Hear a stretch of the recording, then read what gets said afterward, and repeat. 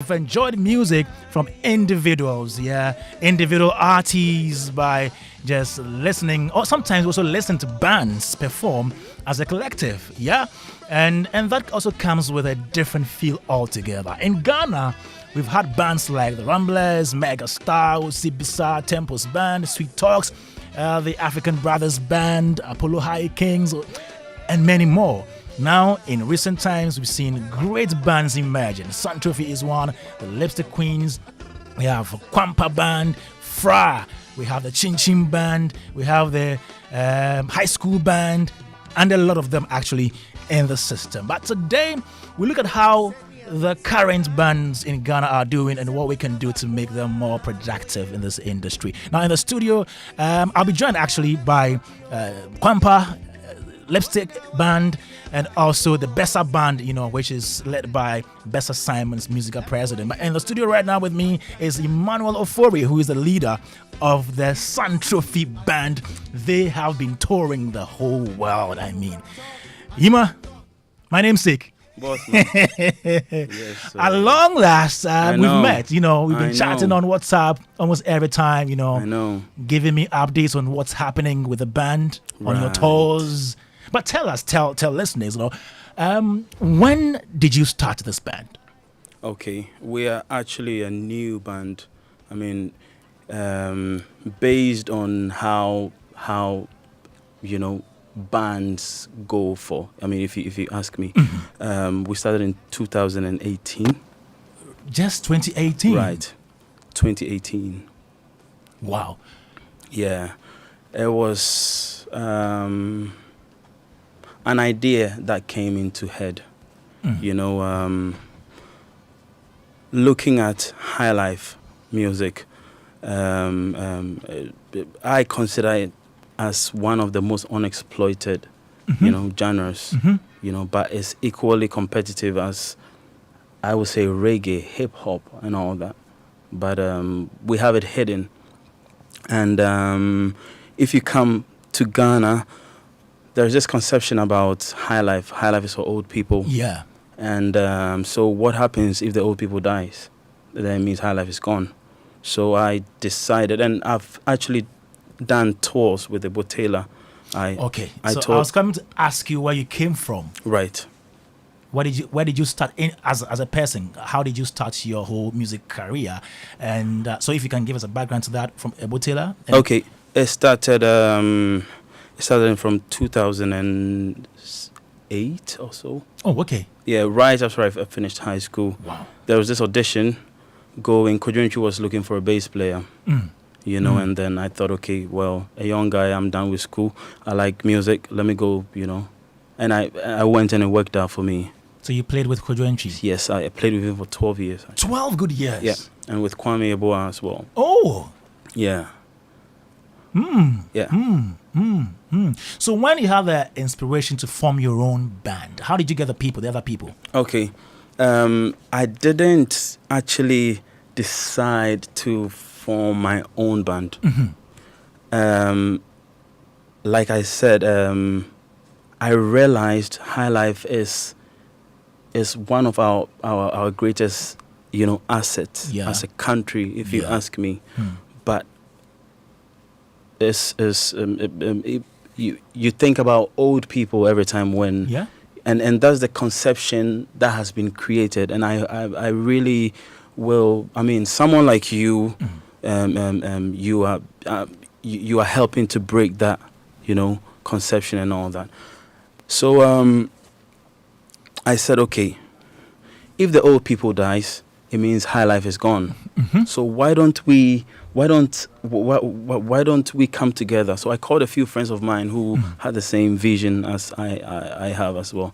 And then we came together, we started writing songs. And our first song got us Roskilde. And Roskilde had Cardi B on it. It had Chance the Rapper. Yeah. On the festival. Where did it happen? Netherlands. Okay. So it was. Which year was this? That was 2019. 2019. Okay. Yeah. Just before the COVID. Okay. you know. So it gave us more encouragement to further this course.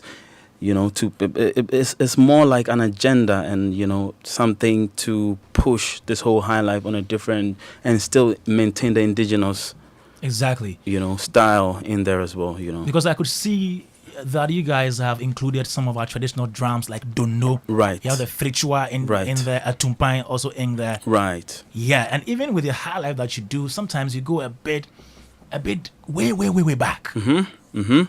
And I've been asking myself, so you perform to sometimes totally foreign audiences Yes. across the world. You do that. And I see how they receive what you do. Do you think if you had performed, let's say, a different genre of music like reggae or any other genre, they would have you'd have gotten the same reception? I mean, they would. I mean, if it's reggae, I'm sure they would tap their feet because they are familiar with it already. But high life isn't something they are familiar with, but it has a different. You're not familiar with it, but it has something that connects you. So the people just hear it for the first time and then they just cling onto it. The Corey Henry, he's one of the best, you know, keyboard players and producers around, you know, in the world. Yeah. He heard me and Pat Thomas perform high life music on tour, and he was like, "This is his new genre, his new favorite genre." Wow. That's what high life can do. Wow. So don't you perform any other genre of music apart from high life? We want to concentrate on high life, even if the Santrophe is pure high life, and also we do disco funk and we do some other funk stuff. And back in the day, they were, you know, going hand in hand. You know, disco funk, disco high life, disco funk, and, you know, Afrobeat. Yeah. Yeah, they were like, you know, going hand in hand. How do you operate? Who manages the band? Okay. Internally, I have some people who help me, you know, and we have our booking agent as well who helps us, you know, at some point. Leon, I came with him. He helps manage what is happening in Ghana and Africa, and we have Benjamin Donko. He's currently, you know, handling North America. Yeah, and then Aiden Music Agency, they handling Europe and the rest of the. Okay. Right. Okay, so you have affiliates across the world. Right.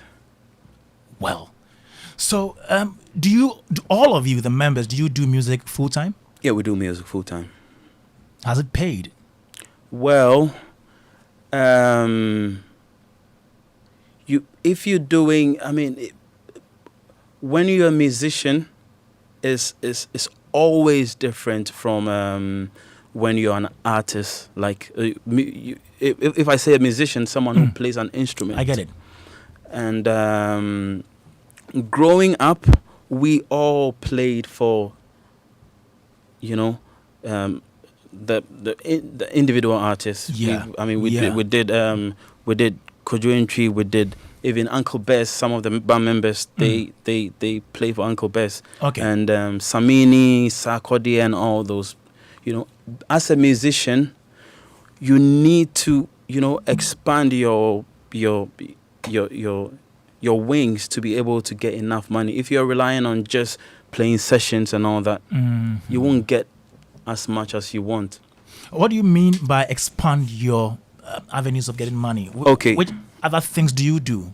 You can do some music production as well. You can teach as well. Wow. Yeah.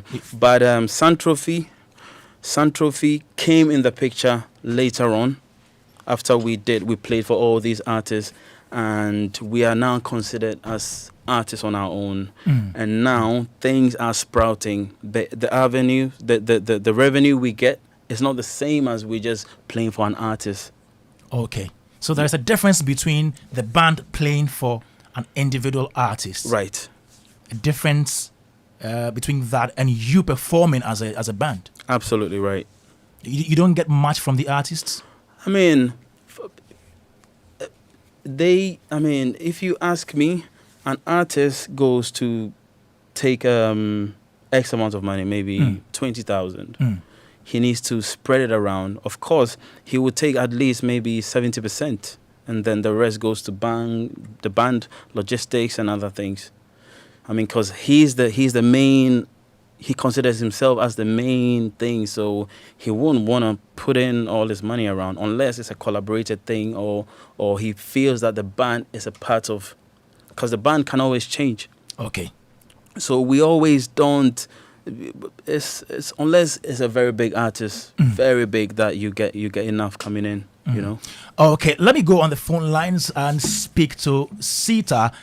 She is with the Lipstick Queens band, and we're talking about the progress of Ghanaian music bands today on Showbiz A to Z. Good afternoon, Sita. Hi. I trust you're well. By God's grace, I'm doing fine. And Thank you. How are the Queens doing? Great. Very great. Wonderful. So give us a bit of a background to Lipstick Queens. When did you form this band? Okay. Lipstick Queens was started around 2014, thereabout. But we weren't known as the Lipstick Queens. We went through different phases of names. And then finally, somewhere 2018, we settled to be called the Lipstick Band. And then after our first tour in France, the people were so excited and they tagged us as the Lipstick Queens. So then we had to change or add the Queens to the lipstick and then be called the Lipstick Queens. Okay, so that's the reason you changed from a band to Queens. Right. Awesome. How many members are in the band? Officially, we're 8 in the band, but we have new people who are still under training. Yeah, so I'll say that officially we're 8 members. How many new people do you have? We have 2. We have a trumpeter and then we have a saxophonist. Wow. So how do you go about your rehearsals? I know you are all women. Maybe most of you have families, husbands. You have maybe other works that you do. How do you rehearse? How do you come together to rehearse?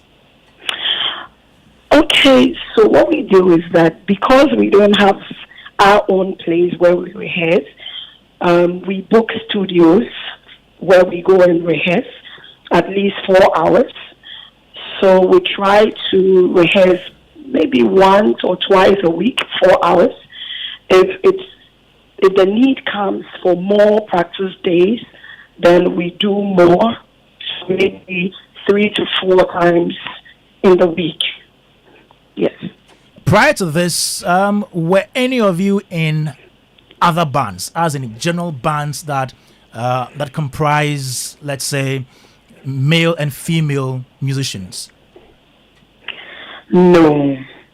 Our percussionist, who is also the co-leader, she was with a kind of like the Wolomo band.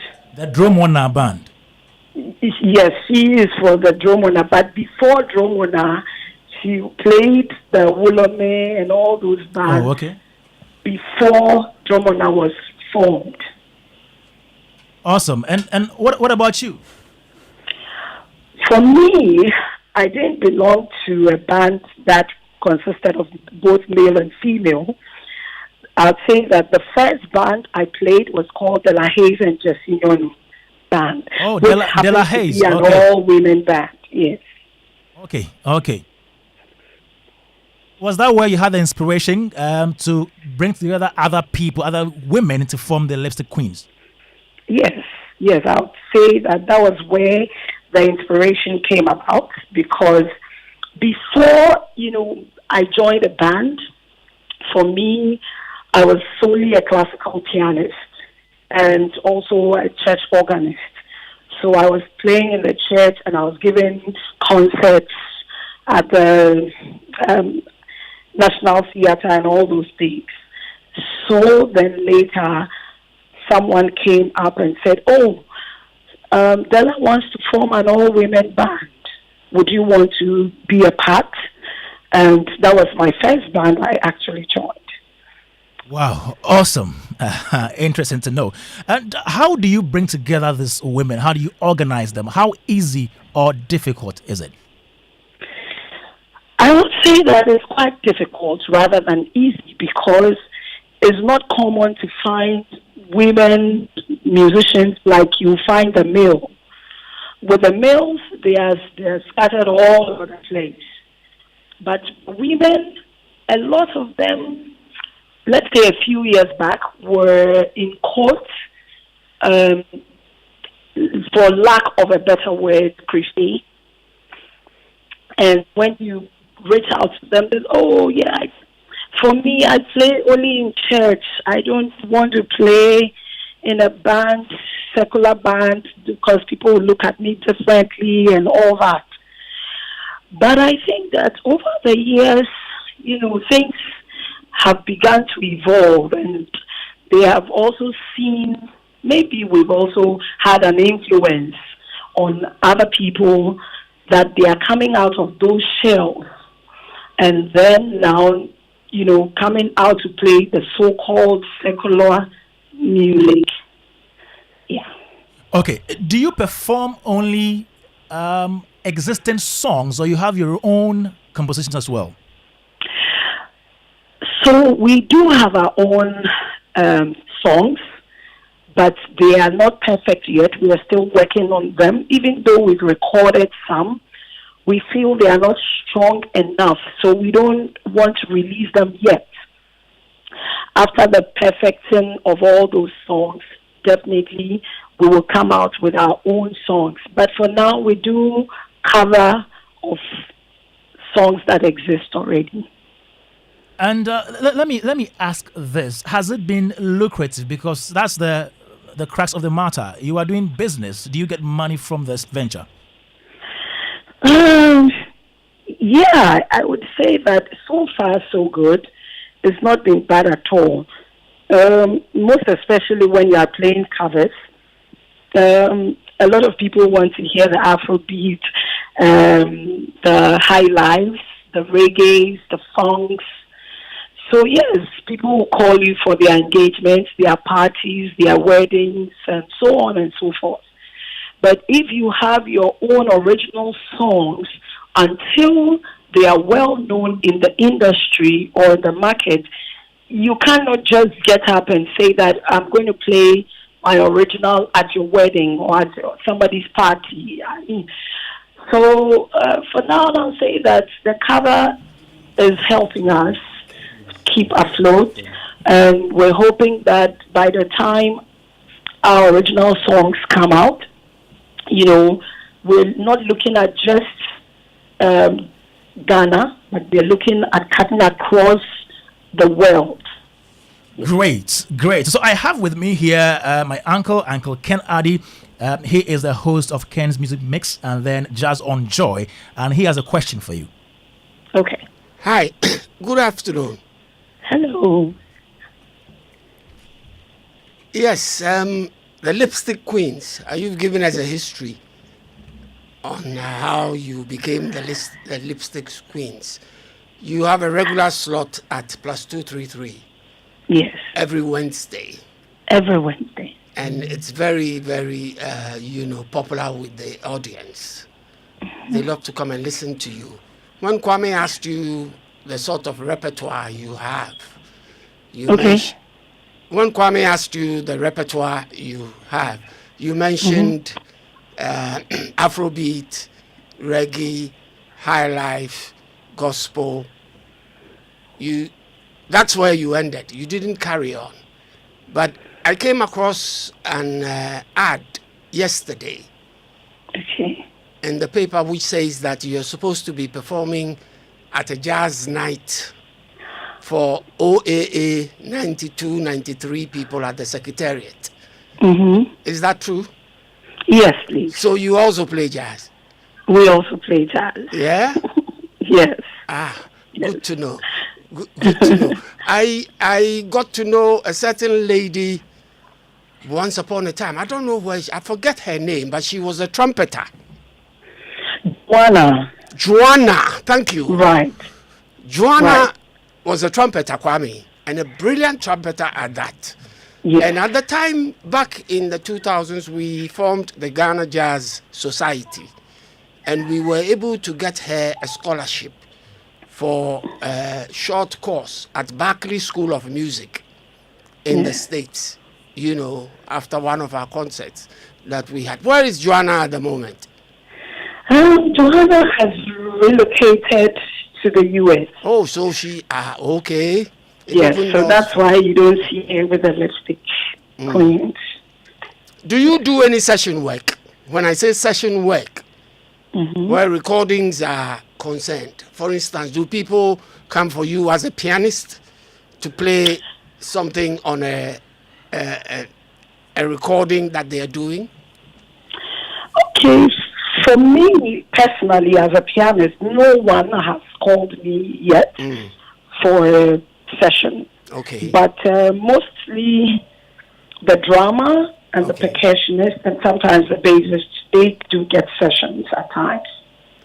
Oh, that's nice. That's good to know. Yes. Yeah, very good to know. Nice talking to you anyway. Thank you. Nice hearing from you too. All right, Sita. So that was my uncle, Uncle Ken, always with us here on Showbiz A to Z, and he's the host of Jazz on Joy and Ken's Music Mix right here on Joy FM. Let me ask you this question. So, Uncle Ken just asked you about you playing sessions and all that. Which other things do you do to augment your revenue streams? Okay, I do part-time instructions at the University of Education, Winneba. And then I also play as a principal organist at the Methodist Church in Dansoman. So these things help me, apart from the band. When she plays on the church, does she get paid? Do you get paid? Do you get paid when you play in the church? Uncle Ken says I should ask you. Ask her. Yes, please, I do. Are you on a monthly salary sort of? Yes, please. Oh, that's good to know. Okay. That's okay. good to know. So business is booming. Yeah, by God's grace. Even though we want it more than we have it now. Great. Now, what challenges have you been through or are you encountering as a female band? Anytime I hear that question, I seem to think and think and think, and I'm not sure. But I feel that we are still fighting for our place in the industry because I feel that we are not properly recognized still because maybe it's from us because we have not really conquered the whole of Ghana. So I would even say that even in Accra, people still haven't heard about the name Lipstick Queens. So that alone is a challenge for us. Yeah. So when people hear the name Lipstick Queens and they say, oh, Lipstick Queens is performing here, people find it difficult. Who are those? Oh, they are an all-women band. What are they going to play? Really, are they just going to joke around or they are going to really play? And then when they come and see the band, maybe after the first song, they're like, wow. And then they begin to call other people to come in and listen to the band. So, yeah, I'll say that we're still trying to find our place in the industry. And also, almost 10 years in the industry, I'll say that Ghana Music Awards has not even recognized us before. So I think we still have a long in what way category? to go. Which category do you think you should have been nominated in? Well, I don't know. Maybe the new band or something. I don't know. I really don't know because I really don't know what kind of categories they have when it comes to the live band in Ghana. Okay. So, but then I think, there's still time for us to make it anyway. All right. So, Santrofi is here. Emmanuel Ofori is with the Santrofi band, and he has a question for you. Okay. No, I want to add. You want to add something to it? Yeah, to Okay. what she's saying. Okay. So please stay on. Ghana has been one of the most prolific, countries when it comes with bands. Yeah. Not the whole of Africa, even globally, if we're actually to map history and we are one of the people, we are one of the countries with most bands. Yeah. It was in the 60s, 70s and 80s, but it died out. At a point in time. It died out. Before then, whenever you go to maybe a club or maybe you go to sit somewhere to drink, you don't have a DJ there. You have a band. You have a band playing, and they were all doing 100% their original songs. So I think, high life, and it's all high life. It's not 100% high life, but it's at least 90% high life. So if we, as a nation, the award scheme, if we want to bring back the high life and recognize ourselves as, high life, high life belongs to us, we need to bring a section in that talks I about get you, bands. but Ima, don't you think that would be limiting our creativity? Can't we make room for diversity as well? Because when you take Lipstick Queens, they perform almost every genre of music. Right. But I respect the fact that you guys want to stay high life. Right. But don't you think others could also do different things? Well, if you ask me, I think high life hasn't been exploited much. So there is so much we can do. If we have 10 bands in Ghana, and we have all the 10 bands doing high life, in a way we get to sell high life more because it's unexploited. If someone chooses to do reggae, and for me personally, I don't think it will cut across the right way than him or her doing high life. Kwame. Yes, Uncle Ken. Yeah, I'd like to say something about what Ima just said. Yeah. Ima said that back in the 70s and 80s, the bands were playing mostly their own compositions. It is not true. There was a lot of covers back then, just like the Lipstick Queens are doing. Yeah. Because it was the covers that the people knew. The people who came to the venues that they were performing at knew these covers. So that is why, for instance, you have a Ramblers International cover of a song like Knock on Wood.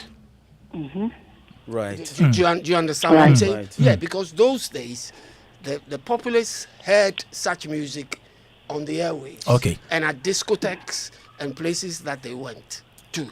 So the bands, the main high life bands, like King Bruce, E.T. Mensa, C.K. Man, and others had their compositions that they played. All right. Right. You understand? Yeah, can I come in? But a lot of the bands that we had, like he said, there were so many bands all over the place.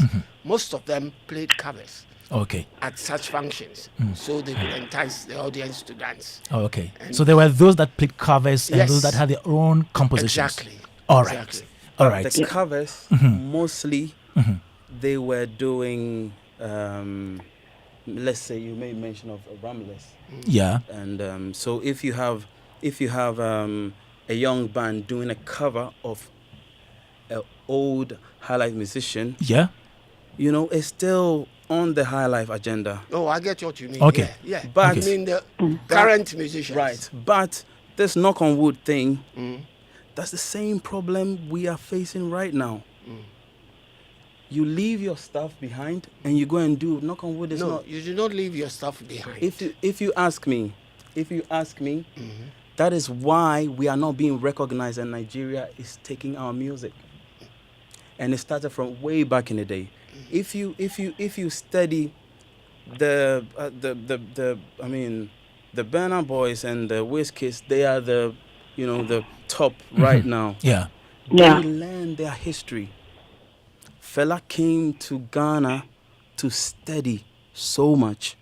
He comes and then he hides maybe in Uncle Lebo Taylor's place. He doesn't even announce himself. He goes with so much, and then he puts his own thing to it, and he creates a different genre. And we that own the thing, we don't get the recognition for it.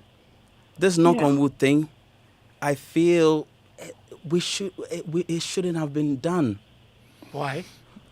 I feel you could have put in that Ramblers same have energy. so many of their own compositions. Okay? Yeah. It's not like they were not doing their own compositions. at all. Ramblers have so many of their own But compositions. a bit of variety. Thank you. Yeah. It was just meant for variety. They did this for the dance floor. When people came to there, they could not just play high life throughout. So they had to look for other genres to entice the people to come on the dance floor and enjoy themselves. They played their own compositions at dance floors. Okay. But these things came in because that was the order of the day. People were hearing these songs on the airwaves in Ghana Yeah. and at clubs and other places. So when they went to the dance floor, it was just normal They expected that to hear the band these songs. would throw in some of these things just to Yeah. get the people really happy.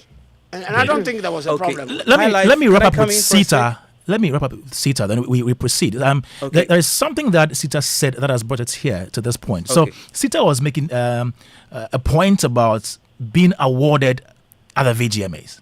It's very, very important because I've heard some people say even the group of the year, which has been taken off, could include these bands. We have the bands all around. Right. But the VGMA board will tell you that it's a popularity-based award scheme, which means that you must have released a hit single, an EP, or an album within the year under review.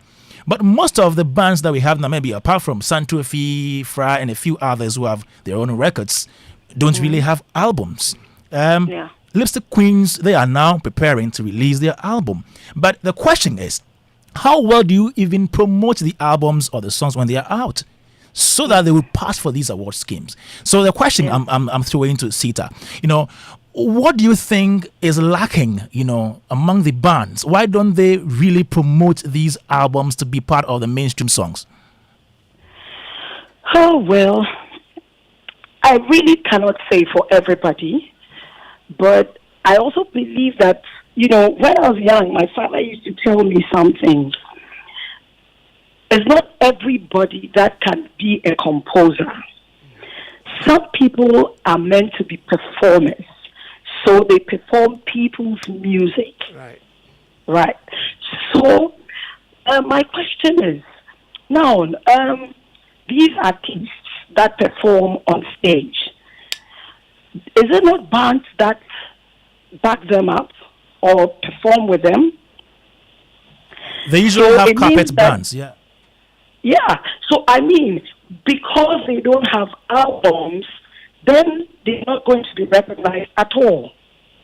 So do you suggest a different criteria is created for the bands? Yeah, I would suggest that a different criteria be made out for bands that are performers and not because they are composers and bringing out their albums. Because even when it comes to single artists, it's not every artist that composed the song they are performing or even bringing out there. Yeah, that's true. So, for me, I would say that there should be a criteria for bands that bring out their albums, and then also bands that solely play as performers and play covers, because there are so many events in the country that they perform. And so at some point, they should be recognized. Okay. Okay. Okay. Yeah. Thank you. We'll come back to you. If you don't mind staying on, or maybe we put you off and then call you later because the conversation is still on till 6 p.m. Joy 99.7 FM Showbiz A to Z.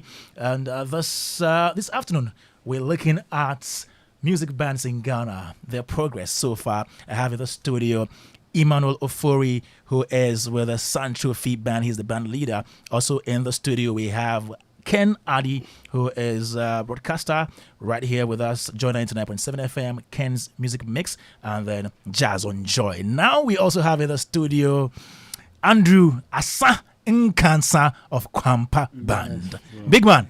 Yes, sir. Bibi Akoyi. Everything okay? Everything okay. How do you know? You know, until a few weeks back, I thought my name actually meant it's finished, and that's it. But I met Professor Sechi Bedu, University of Cape Coast, and he explained the name. Now he now made me aware that the name actually stands for completeness. It means that there's nothing more. It's finished. Okay. So it's complete. It's complete. There's nothing more. You can't go anywhere. Like Wapim. So what more do you need in life? I'm now trying to live up to my name. So people should help. Wow. So we have in the studio Andrew Asa Nkansa from the Kwampa Band. You know, that band that plays Palm One music. Yes, Palm One music. Yeah, Palm One music. That is a branch of High Life. Yes. Beautiful. Yes. Yeah. High Life has so many branches. Okay. It has so many. We as a nation can, if we have the bands in Ghana, if we have maybe Kwampa doing High Life, doing Palm Wine. We're doing maybe Sichi Kwao. We have this one doing that. Collectively, I could feel the Sichi Kwao in a lot of your songs, right? More than the other genres. Right. Collectively, we are able to lift up the High Life thing, I'm actually with you on promoting High Life more, but I'm not with you. I'm not with you on doing solely High Life. Right. Yeah.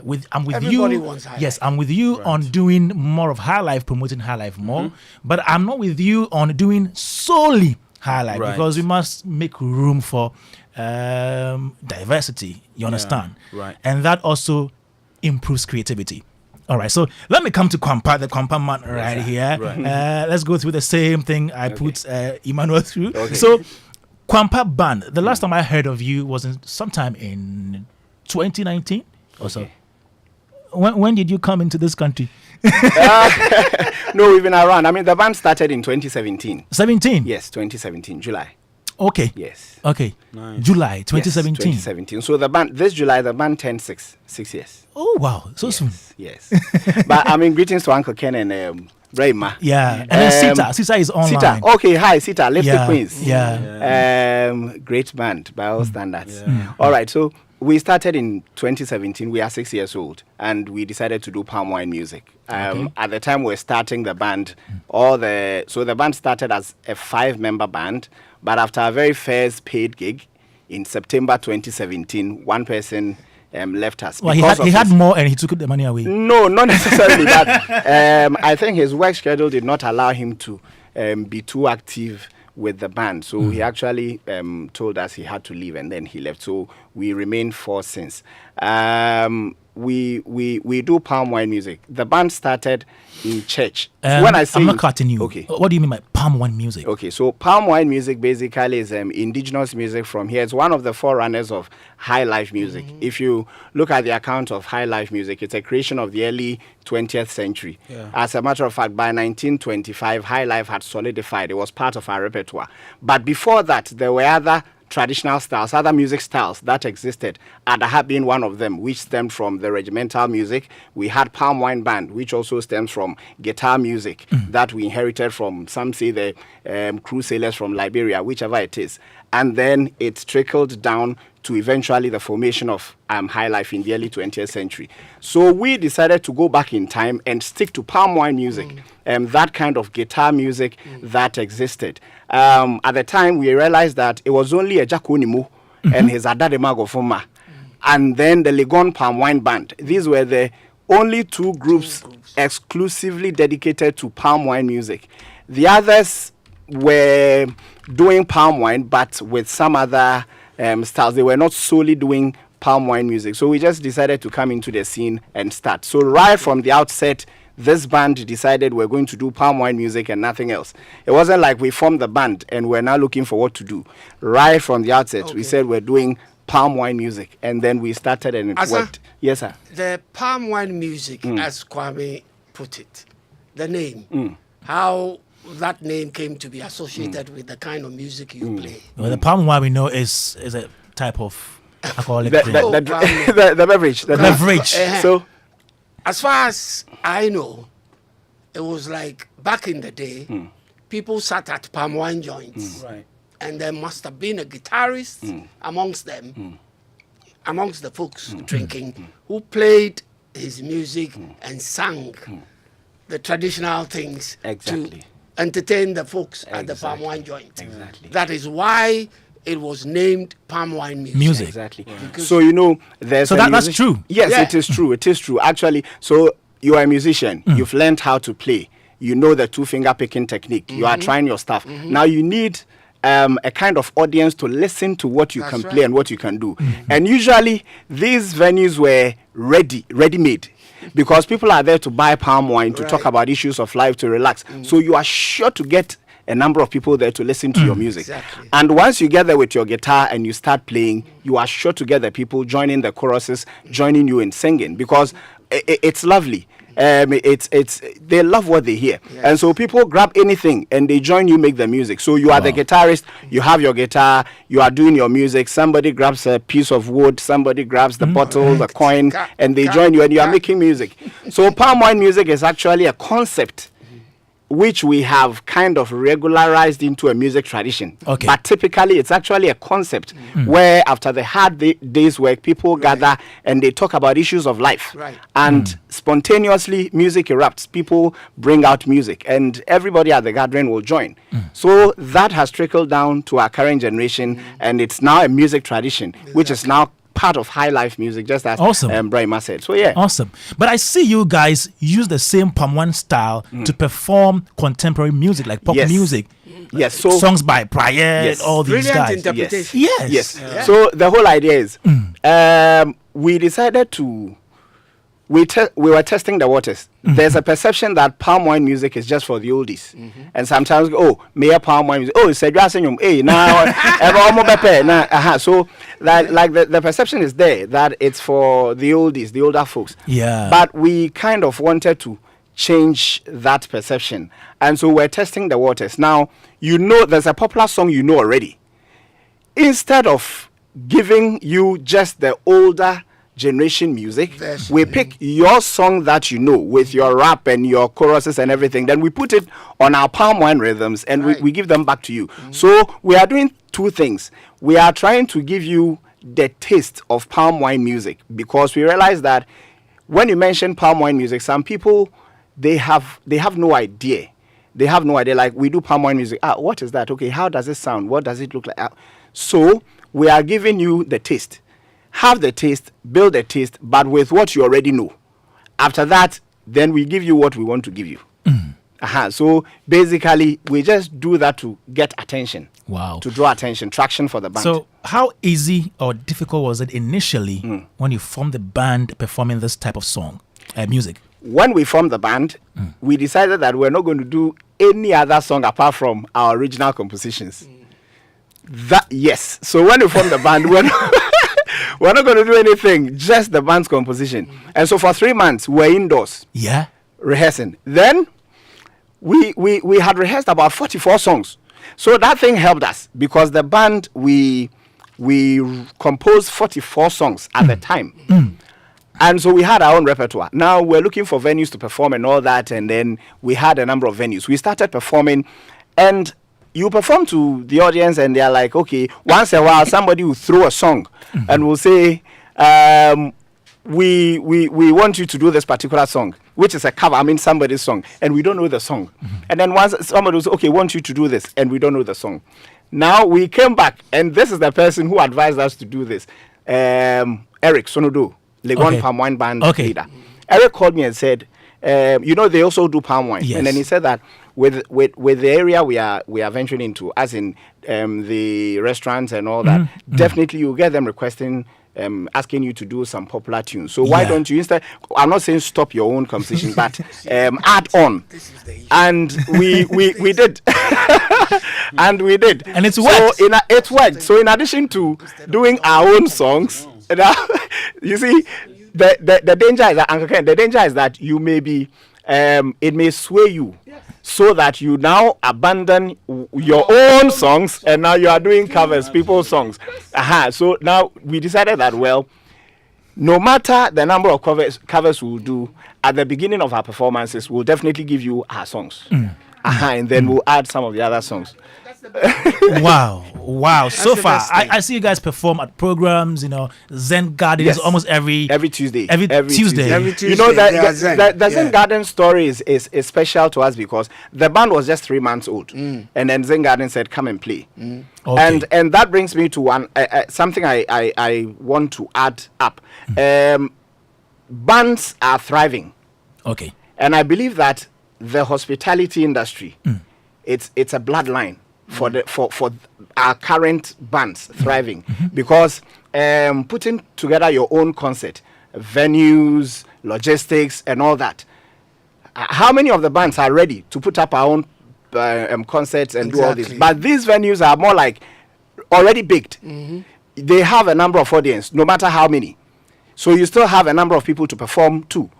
And so these venues really sort us out. Lots of the bands and the activities are around the hospitality industry, hotels, restaurants, pubs, and all that. So they are really, I would say, a bloodline. Let me ask you. Kwame, just Okay. 1 second. Asa, you see, would you also say that you became extra popular with your Christmas renditions? Oh yeah. Most definitely. Definitely. That's Most what got definitely. a lot of people talking about Yes. you. Yes. Yeah. 2017 we did that song, but 2018 December it kind of blew. Everyone was talking about it. Now it was like, hey, who are these people? Hey, and then people now were asking, and it gave us a certain kind of traction, which really helped the band. Of course. Which really helped Of us. course, Yes. of course. So I totally agree. Yeah. Yima, so I was asking if you guys also have a place that you perform at, a regular place, or you don't do that. Okay, we used to perform regularly at +233. Okay. But we're actually speaking to a few people that we're gonna actually establish that very soon.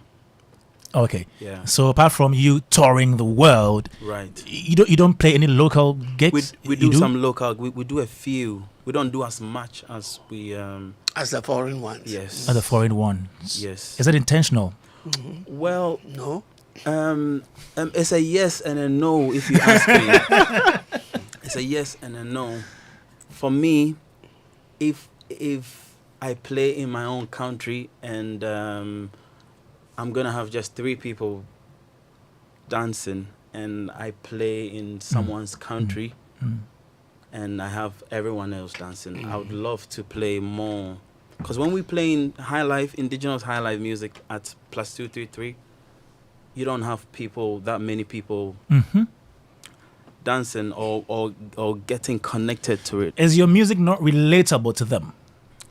Well, I feel somehow high life Ghanaians don't really connect so much. I mean, except for maybe a few niche people.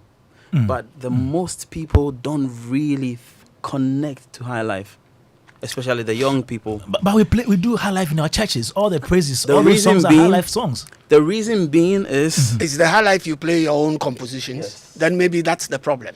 Maybe they don't know your compositions.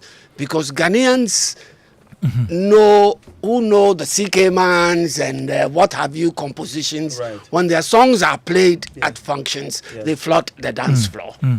but So maybe it's because they're not too familiar with your but compositions. also, I'm still on this whole high life thing. Yes, but do you play solely your compositions? We play solely, and then we do some tributes as well. Do tributes? Just a few tributes. Okay, that could be the reason. That's the reason. That's the reason. Kwame. We are making it Because they're a good band. Yes, they are. We are making it.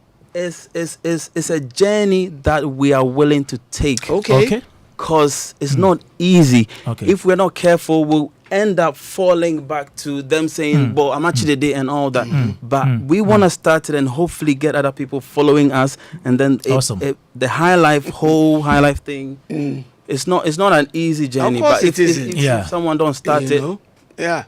All right, Joy 99.7 FM. You can send in your messages right here 055 1111997. And we're talking about music bands in Ghana, looking at their progress. How can we help them to be more productive? And I have in the studio Uncle Ken Addy, who is a broadcaster here at Joy 99.7 FM. We have in the studio Emmanuel Ofori from Santofi Band. He's a band leader. Andrew Asa Nkansa is the leader of the Kwampa Band, and Beats Menace Kofi Boache Ansa is an audio engineer and the leader of. Which band do you lead? I'm bandless at the moment. Kofi, welcome to the show. Thanks for having me, man, as usual. Yes, and let me start from where we left up right now. Ima talking about the fact that most people in Ghana don't relate or appreciate their craft. Well, I agreed with everything. I agree with everything he said, because I think there's more to it. Actually, one of the key reasons is a majority of Ghanaians are only accustomed to the idea of a cabaret band or a cover band, not the concept of a band being like a singular entity as an artist themselves. You understand what I mean? You wouldn't say Coldplay should play some random, unless maybe they are, just like you said, like paying tribute to somebody in particular. But I think there's also a much deeper issue when it comes to secular music and high life. Why? Because we have a very, very poor or non-existent policy on culture. You understand? So it's so easy for you to go to certain places, for you to hear foreign music. And I mean, when I worked with Ima and the guys, like on the Santrofi project, for instance, there were instances where people would interview me, and they'll make statements like, "Oh, you speak so well, you sound so educated. Why high life?" So there's a bit of, I mean, it's a bit derogatory, but I know that wasn't the intention, but that's what it came off sounding as, because we've normalized that thing. So we have become unconsciously, I guess, to a certain degree, we've sort of relegated certain types of music to certain people in our minds who fit a certain social bracket, which is weird to me. You understand? Because I don't think any other music speaks as the unified whole of the Ghanaian experience more than High Life does. You know? I don't know if I've answered your question. Yeah. Okay. Let me come to Asa Nkansa again. So, do you guys have events of your own, as in Kwampa event? You know, the individual artists, they have Rapaholic concert cycle. We have this person, Stoneboy, Beam concert, and all that. Do you have concerts? Not yet. So far, we've done lots of venues, lots of events, but not an event of our own. Actually, we're supposed to do one in November this year, but something happened and we have to postpone to next year. So we're actually working on that. We actually we are telling the high life story in bits and pieces. Okay, that's the whole idea of the concert we are putting together. So hopefully next year we are getting one. Let me come to you, Ima. Do you have such things in the offing? Same. I feel that we need we need a little more momentum before to be able to, in as much as we do the Europe stuff and all that, we can easily do a concert and we'll have people come back. We still want to get enough momentum, so when we kickstart, you know. Okay, earlier on I was talking about some of you bands releasing your songs, your albums, but they don't become mainstream songs. Yeah. Asa, why is that the case? You don't promote the songs? Not necessarily. Not necessarily. Well, it could also be a factor, but I think for instance, for us, we do lots of performances in different venues here in Ghana, and we try as much as possible to perform our songs in these venues. At least we'll chip in one or two of the songs. And for us, earlier we had not released lots of bodies of work until last year when we released our first EP, 6-track EP. The songs were doing more of performance than churning out music. And so now that we have that body of work out last year, now we are trying to work on ways of promoting that particular one, and we are at the same time working on a 12-track album now. So I think it has to do with promotion also. As far as the performances of those songs in the venues we perform are concerned, we do them. So I think, yes, we still need to beef up promotion. It has to do. It has a. What don't you do right with promotion?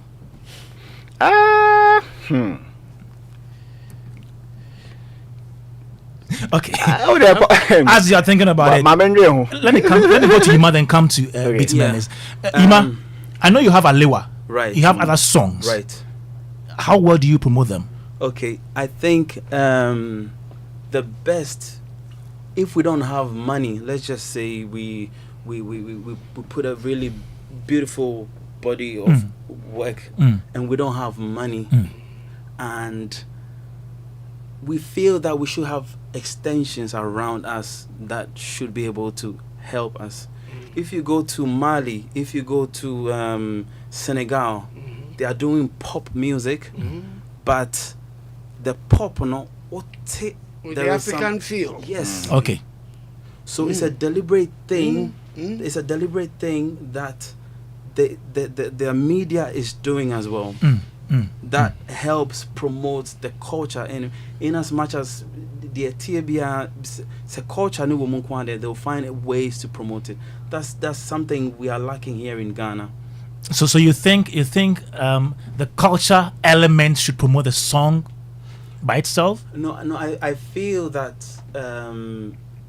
the audience that we have, whatever you feed them is what they take. I get you. I went to Volta region I think 3 months ago, and everywhere, not even one single place did I hear maybe Kwame Eugene or whoever. Which songs were being played? They were playing traditional indigenous everywhere. Oh, okay.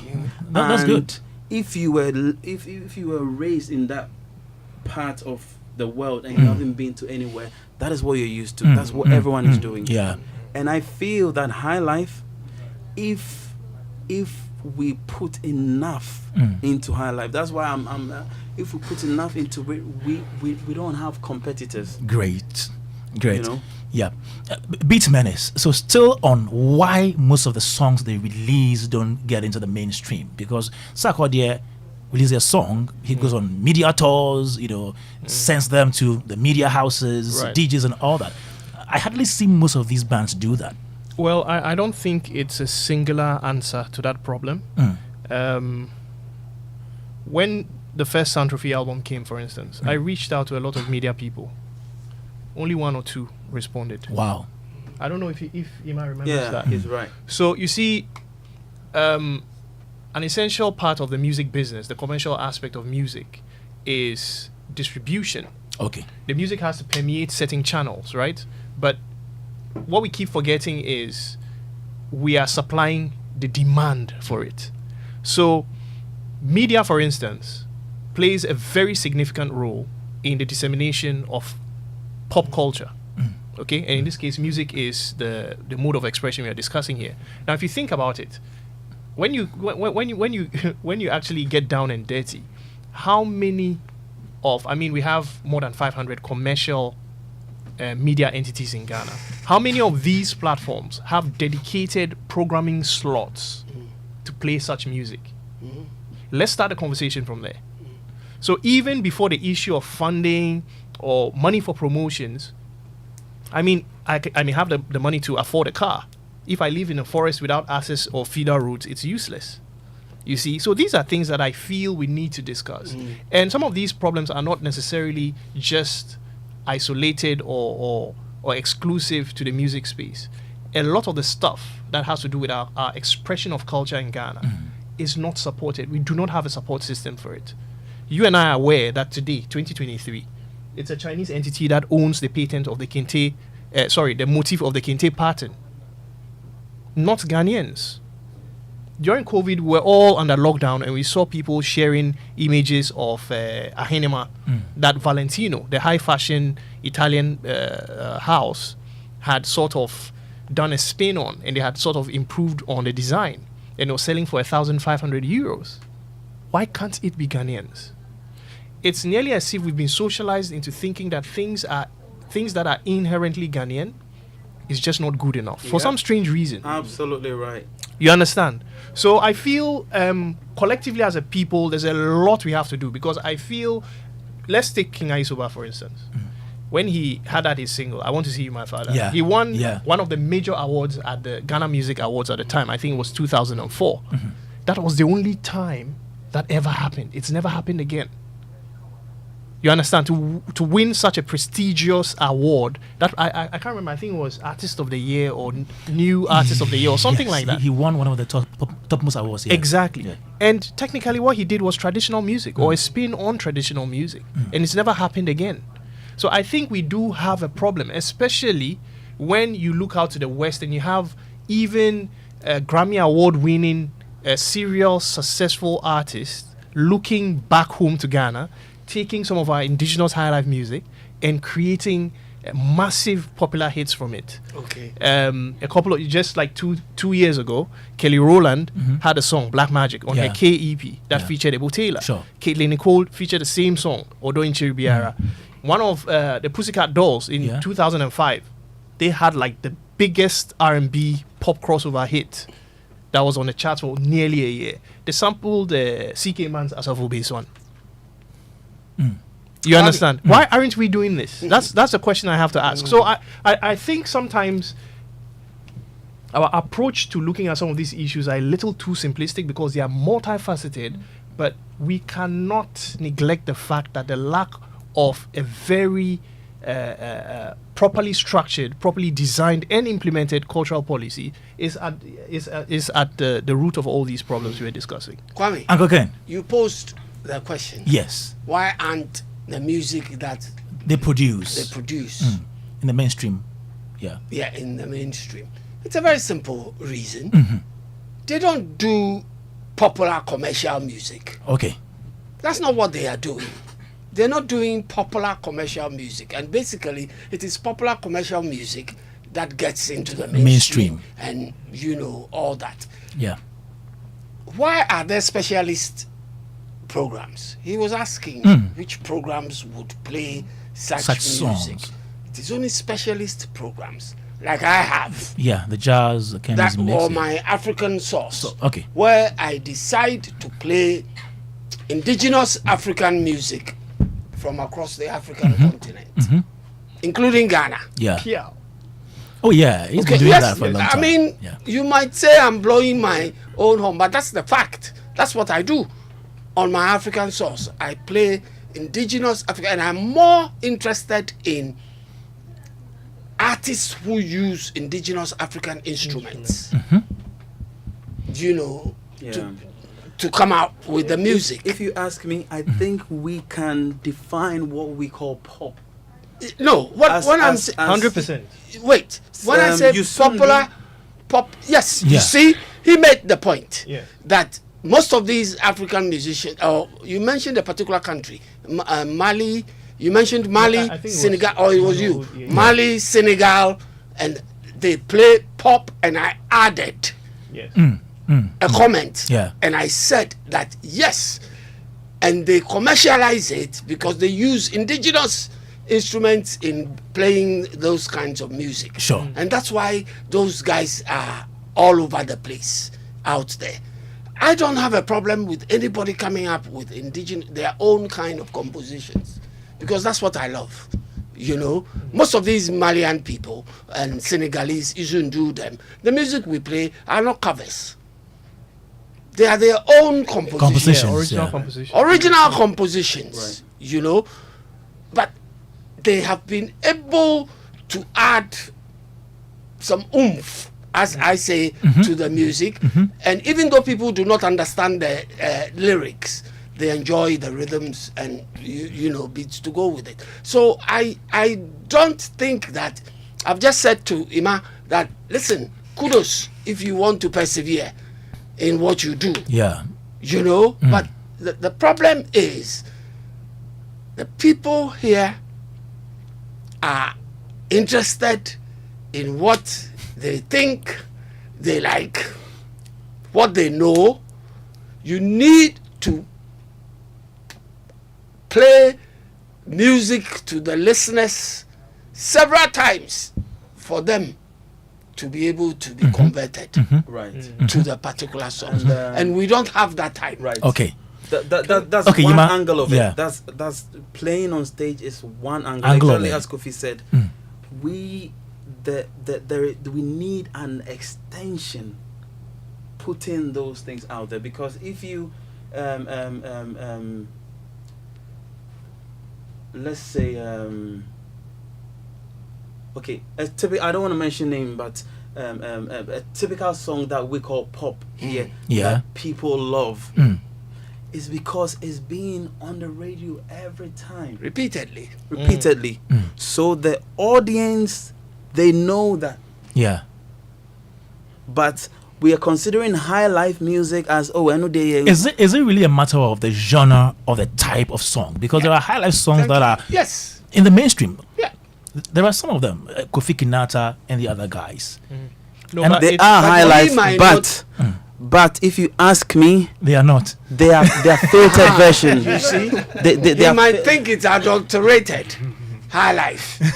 But others will also complain and say to you that music is, you know, It evolves. it evolves. I And agree. so all genres have can evolve into something else, Yeah. you know. Yeah.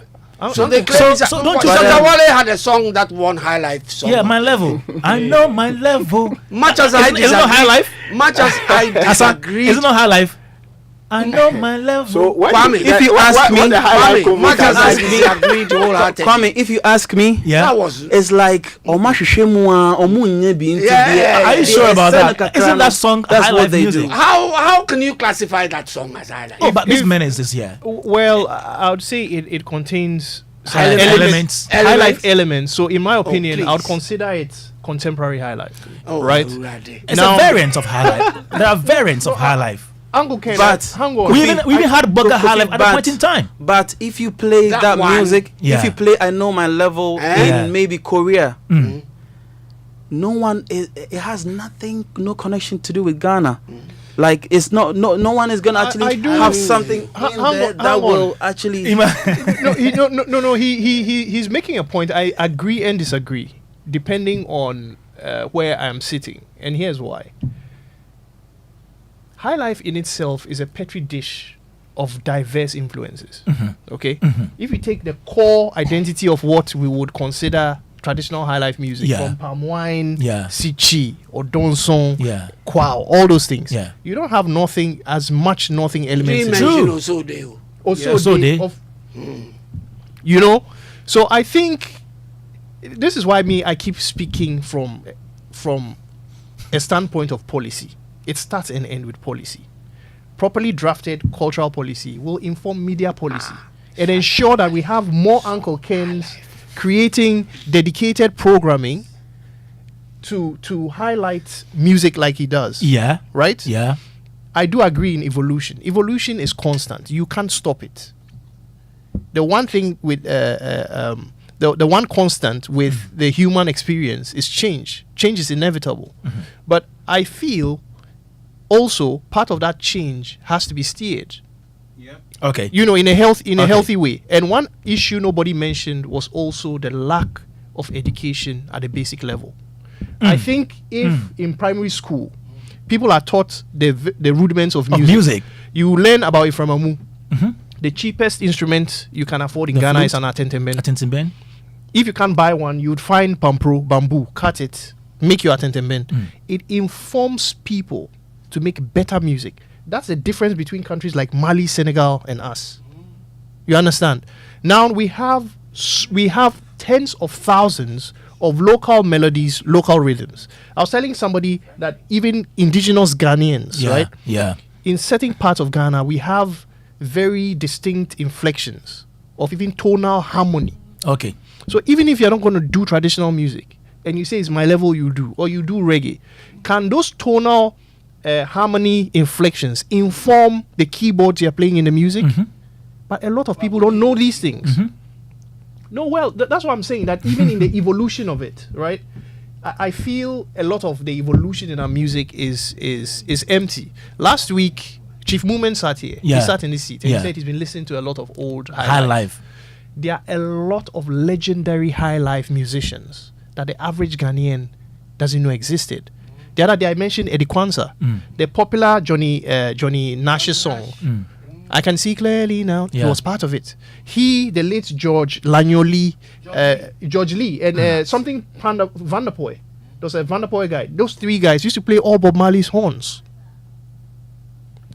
The late Kofi Ganaba, Guy Warren, invented Afro jazz. He's in the World Encyclopedia of Jazz. Yeah. Why aren't we studying about these people in school?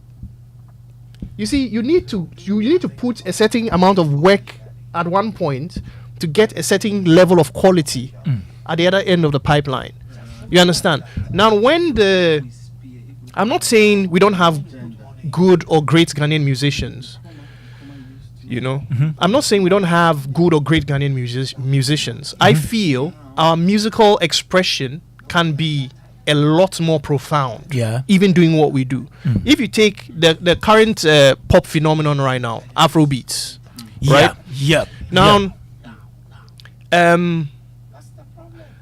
here's a critical element in Afrobeats a lot of people take for granted is the simplistic yet very catchy and sometimes complex melodic ideas. All right.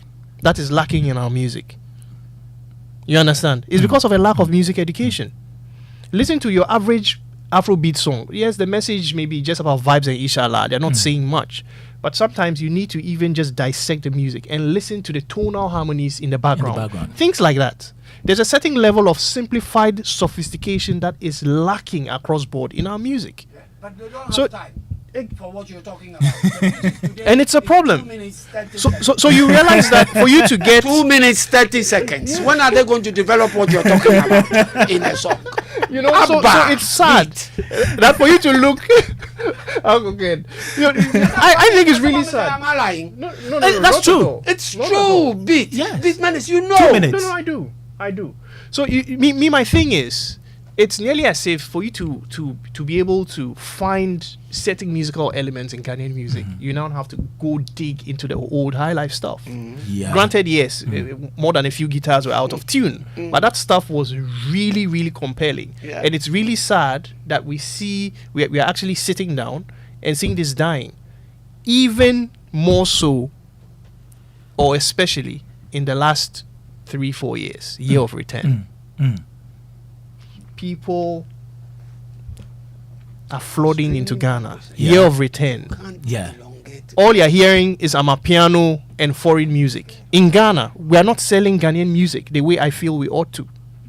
And there's nothing wrong with listening to foreign music. Exactly. But there's a reason ours dominate. Exactly. There's a reason why people will sort of run to other countries to get a very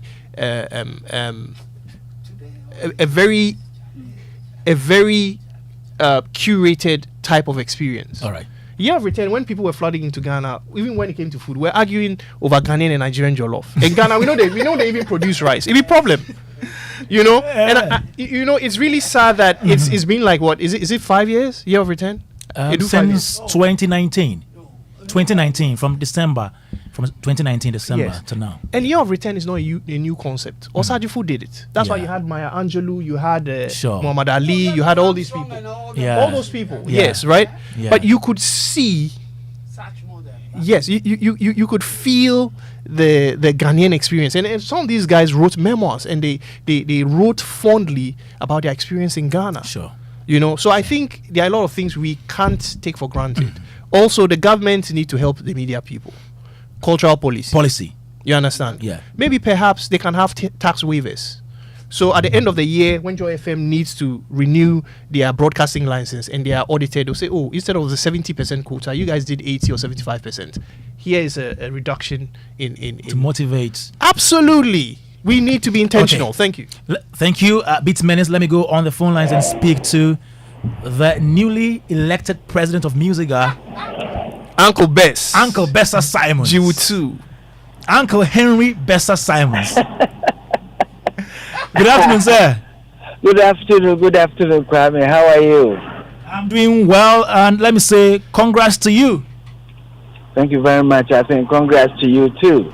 Uncle Ken and Beats Menace contributed. So Uncle Ken, Beats Menace, everybody. Asa and Emmanuel say hi to you.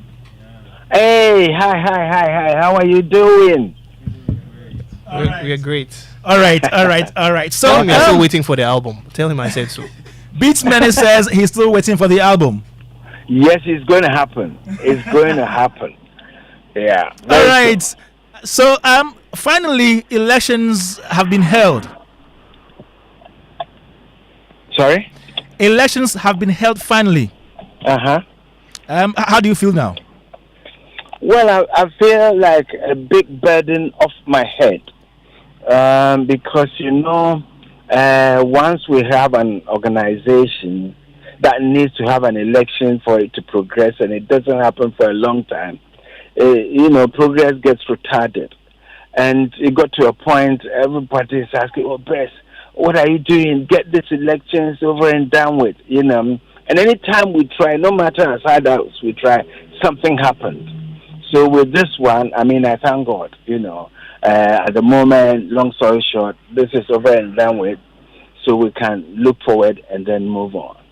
Okay, so most people are looking forward to greater things from you as new Musica president. Even in my Say It Loud, I even mentioned a few things that I think you should do to help the union. What should we be looking forward to seeing from you? Okay, first of all, there's going to be a different kind of unity we are going to embark on. It's not unity like my friend, come let's sit down and unite. No, a unity that will bring results. For example, plans for music and the music industry in Ghana.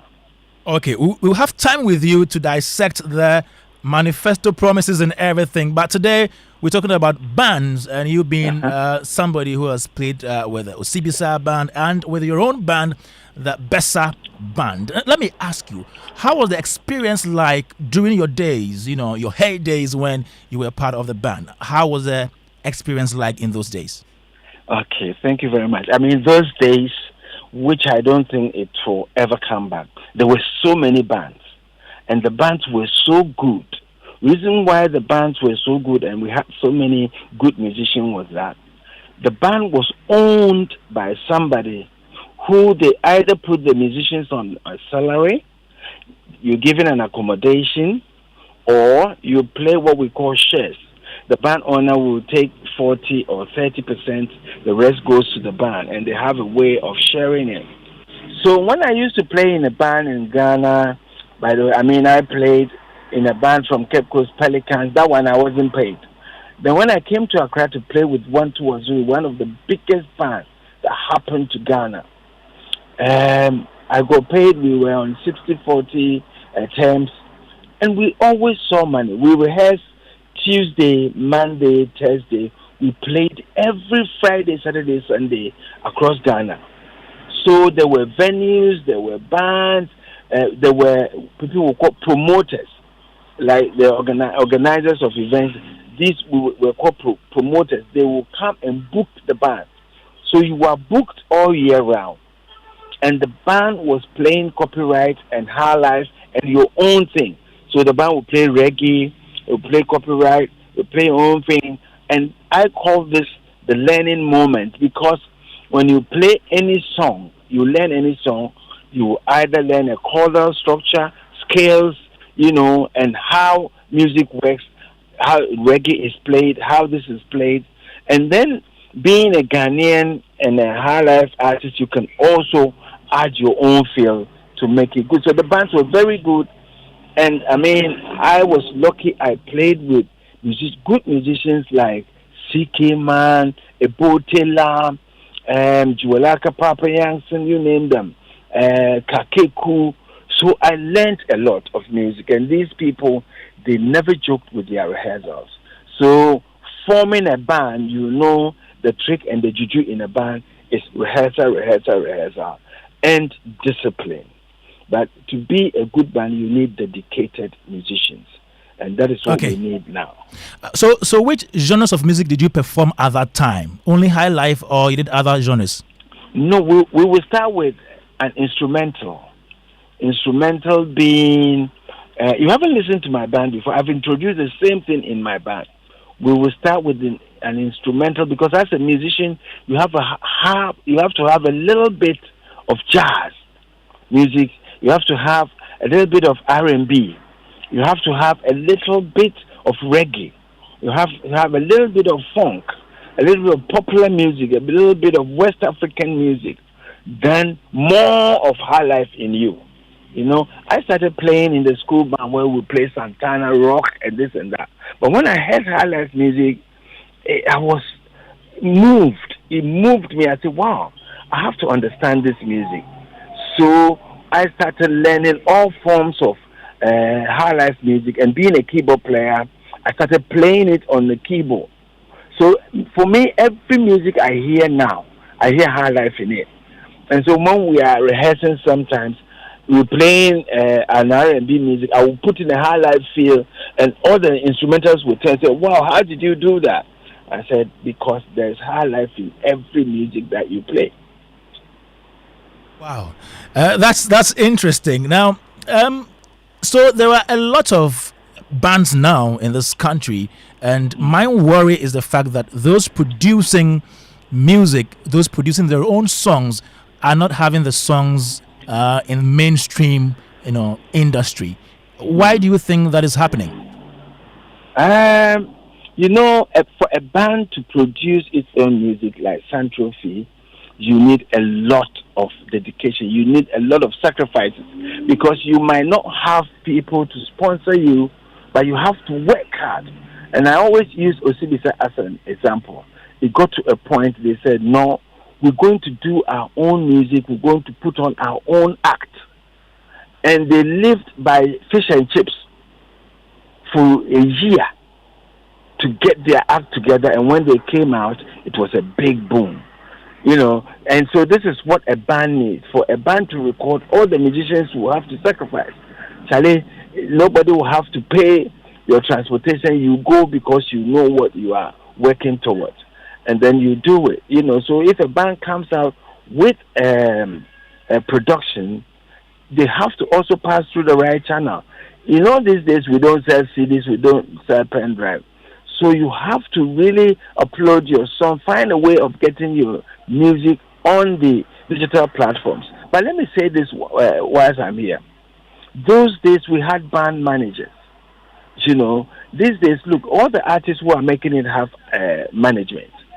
And a band also need management. Those days, they were like, if you go to Talk of the Town, they had Uncle Bo, who would put his music on all the radio stations and sell them. So the music became instant hit.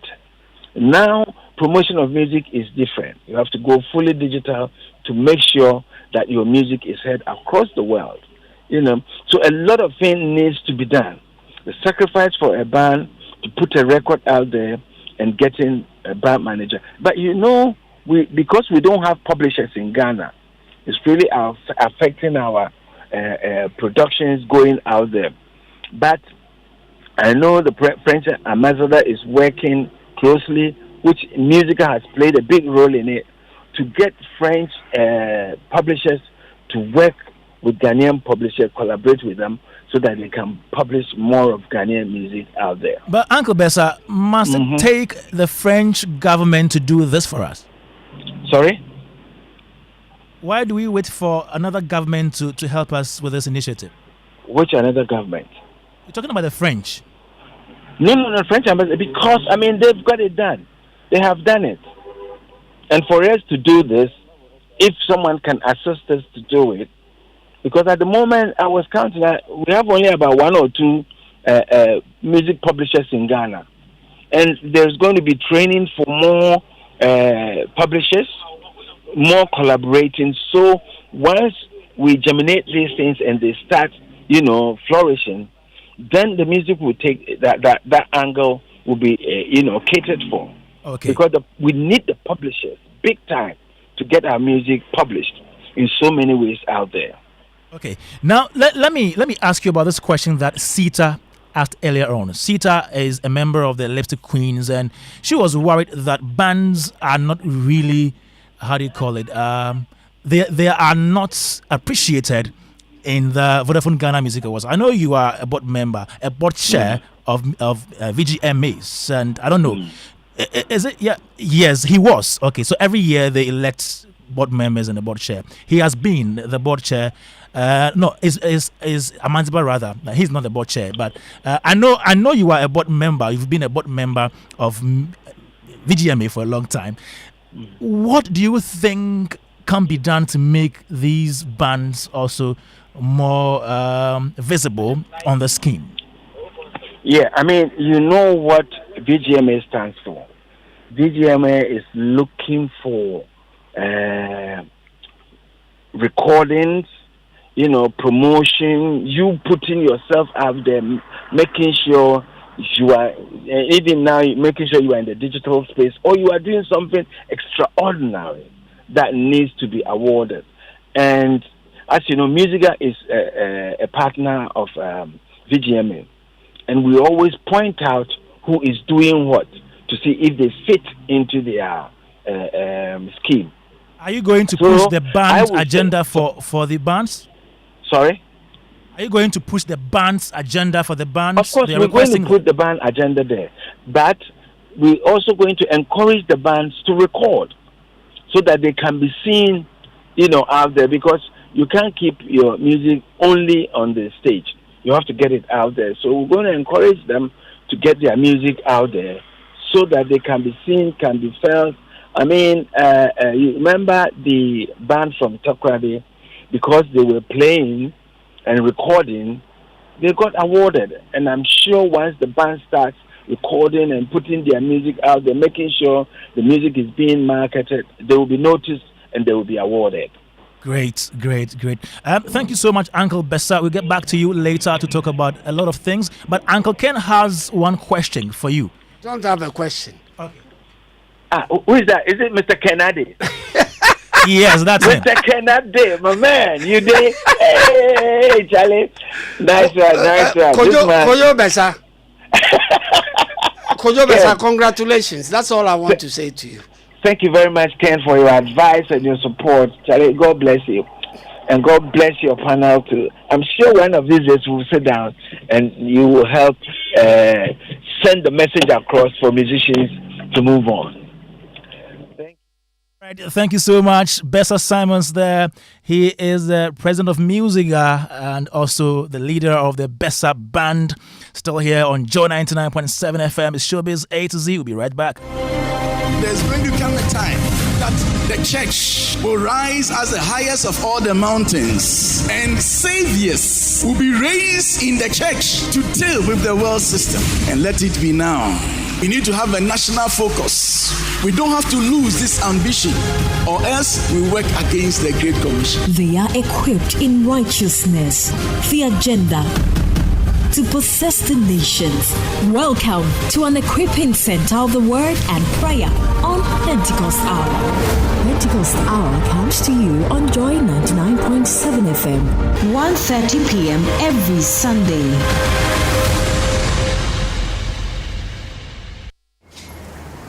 My man, I heard there's a new app on the streets that does it all for you.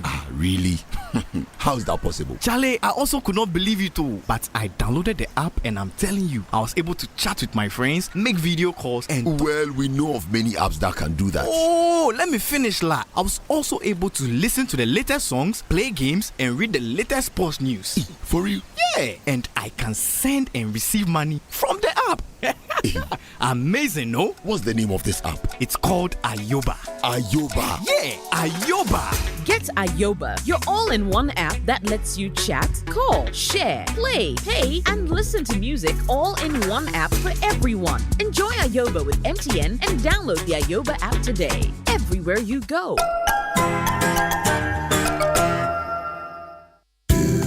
Gripping conversations, business opportunities, and inspiring life stories in the engine room. We have it all. Tune in to Springboard, your virtual university with Reverend Albert Okran, this Sunday at 7 p.m. on Joy 99.7 FM, Facebook, and YouTube. Catch the repeat telecast on Joy Prime every Saturday at 9 a.m. Sponsors: Enterprise Group, MTN Pulse, UMB Bank, and Central University. Media partners: Joy FM, Joy Prime, and Graphic Business. Springboard. Your personal value will shoot up. Here's where we turn around. Here's where we turn around. Hi there. This is Lucy Quist, author of the book and convener of the conference, The Bold New Normal 2023. After a groundbreaking event last year, I am personally inviting you to this year's Mindset Shifting Conference. In addition to our seasoned speakers who will share invaluable insights, I will host the masterclass. Visit Lucy Quist on YouTube to view last year's sessions. Make a date with us at Pearly Gate Gardens in East Legon at 8 a.m. on the 21st of October 2023. We will start at 8 a.m. sharp. Visit lucyquist.com or Ego Tickets to purchase your in-person or virtual seats. You can also dial *713 *33 *52#. Come, let's take action to create our African prosperity together. See you. From the shores of Ghana to London to record their first album, Ghana's most sensational gospel duo, the Tego Sisters, are celebrating 40 years in music.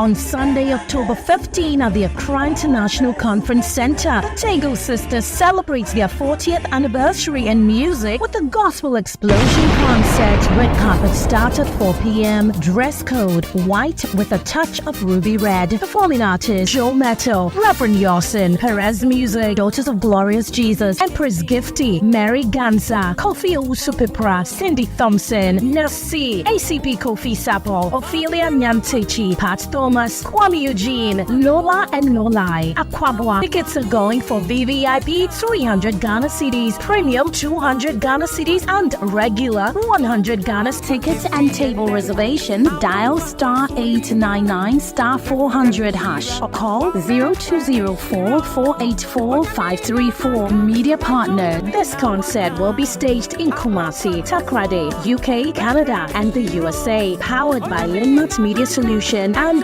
the End Production.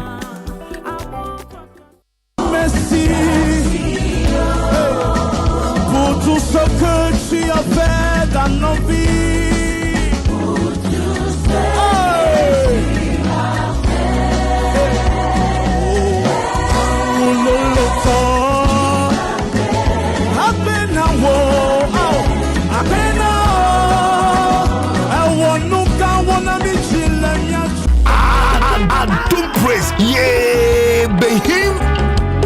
Clap your hands and give the dance unto the Lord. Hallelujah.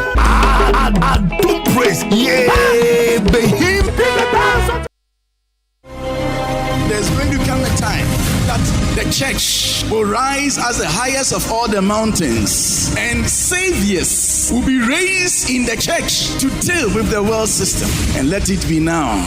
We need to have a national focus. We don't have to lose this ambition, or else we work against the Great Commission. They are equipped in righteousness, the agenda to possess the nations. Welcome to an equipping center of the word and prayer on Pentecost Hour. Pentecost Hour comes to you on Joy 99.7 FM, 1:30 p.m. every Sunday.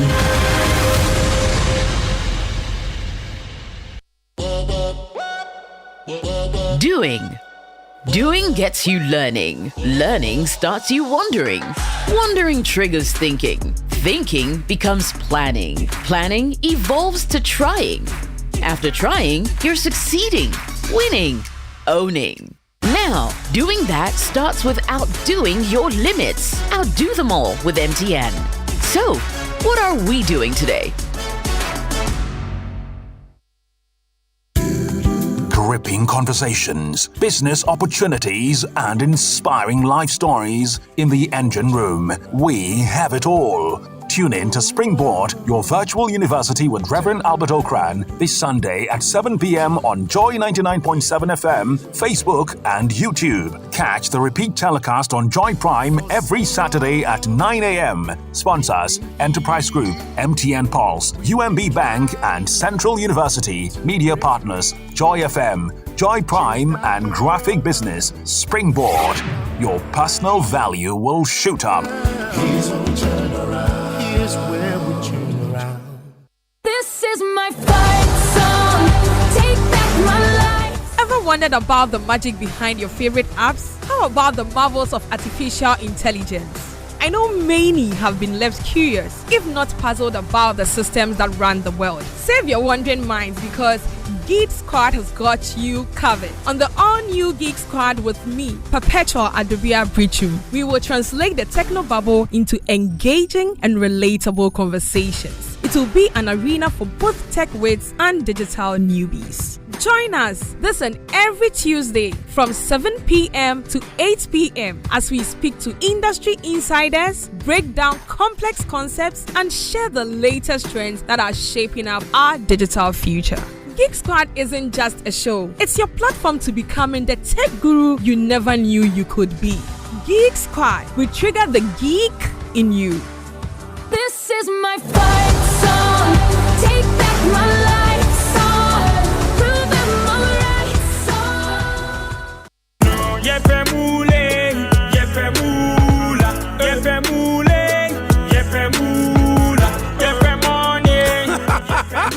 Introducing Pick 4 from Game Park Games, the easiest lottery to play and win. Pick 4 numbers from 0 to 9 up to 3 times a day to become one of our daily winners. More moolah, more power. Play online at www.gameparkgames.com or dial *946# to play. Game Park Games is regulated by the National Lottery Authority, not for persons under 18. Play responsibly. Pick 4 from Game Park Games. More moolah, more power.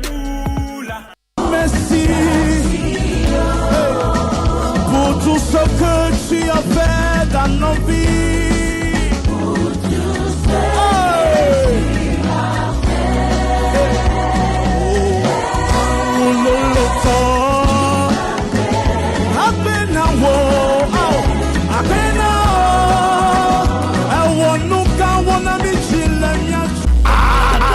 Don't praise, yeah, be him. Clap your hands and give the dance unto the Lord. Hallelujah. Don't praise, yeah, be him. Give the dance unto. It's Showbiz A to Z.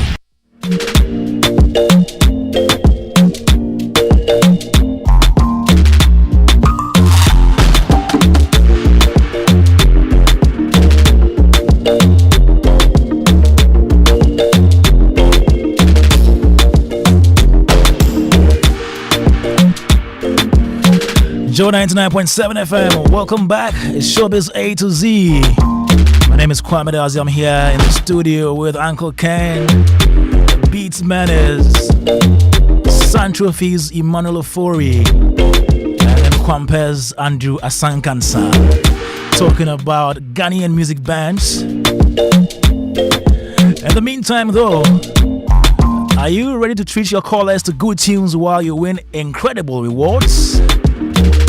Earn points by purchasing, renewing, copying, or gifting your favorite caller tunes, and you can win amazing prizes based on your total accumulated points. Yep.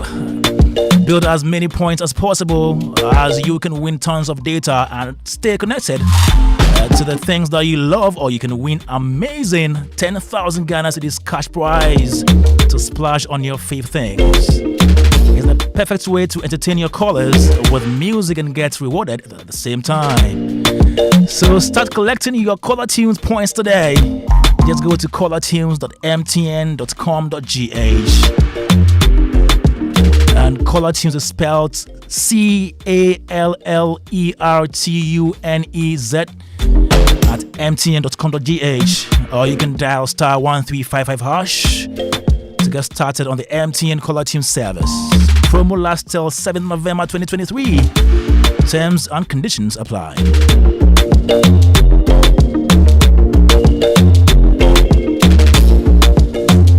Now, your favorite TV game show Step Up is back with an electrifying new season on Joy Prime, proudly brought to you by Syntex Tank. So let's step up with Syntex Tank. Prepare for an exhilarating journey as contestants battle it out every week by answering trivia questions for a chance to pocket cash prizes ranging from 4,400 Ghana cedis all the way up to a staggering weekly win exceeding 6,000 Ghana cedis.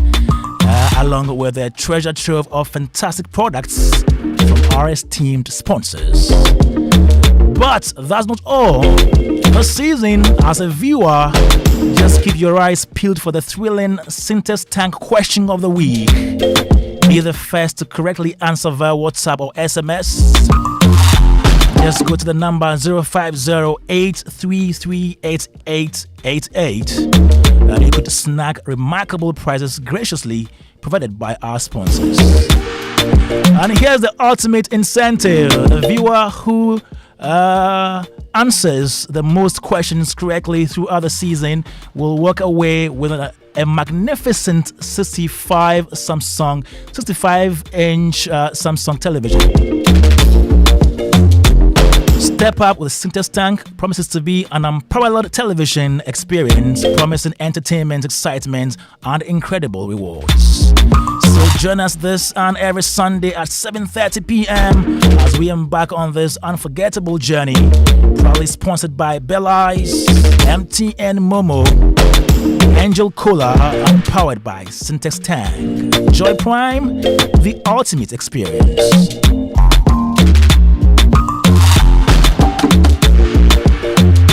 Now the eagerly anticipated Pick One game has arrived with a bang. So choose your favorite number from 1 to 36.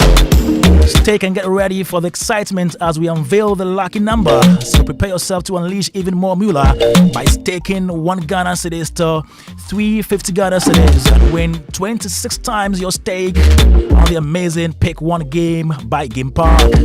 So play by dialing *946# on all networks of our website, or download the Game Park app on www.gameparkgames.com. Watch our live draws on Adom TV at 9 a.m., 12 noon, and 6 p.m. daily. Game Park, more moolah, more power. This game is regulated by the National Lottery Authority, not for persons under 18. Play responsibly. Of course, let me tell you that you are brave. Yeah, you are confident and you are determined, so you deserve this. Treat yourself with a bottle of Puma drinks. Yes, Puma drinks are specially made for you. So enjoy Puma drinks in cola and orange. Puma drinks got you and your whole friends and family covered. You deserve to be celebrated every day. So grab a chilled bottle for proper enjoyment. Last, the hustle will pay off. Puma drinks, a whole new vibe. Best served chill. Call them on 0262-351-251. 0262-351-251. And tomorrow we'll be listening to Pentecost Hour on Joy 99.7 FM. With the chairman of the Church of Pentecost, Apostle Eric Nyameche, every Sunday 1:30 p.m. So listen tomorrow as Apostle Nyameche brings you live transforming truth that nourishes the soul, ignites passion, and restores hope in the nations. The Church of Pentecost, we are possessing the nations for the Lord. Joy 99.7 FM. Some great news again. You know, we all have those days when you are low on everything. I mean, everything. Energy, time, cash, and even airtime and data. Well, that's why MTN Extra Time is an airtime and data advanced service that allows you to make calls or browse the internet even when you have an insufficient balance. All you have to do is to dial star 506 hash, star 506 hash, go through the prompt and select the amount of airtime or data you need. It's more than simple. Do your favorite things on MTN? Doing your favorite things on MTN means you don't get interrupted even when you are low on airtime or data. Yeah. So remember, terms and conditions apply.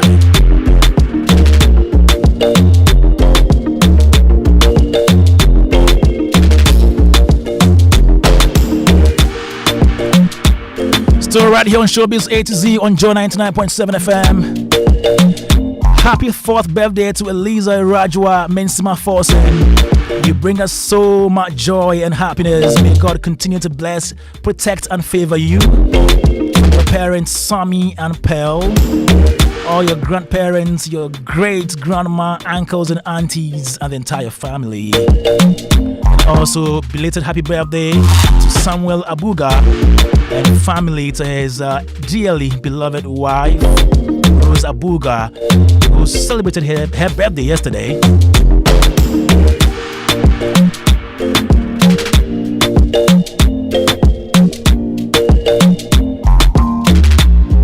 Joe 99.7. My name is Kwame Dadzie, still right here talking about bands right here in Ghana.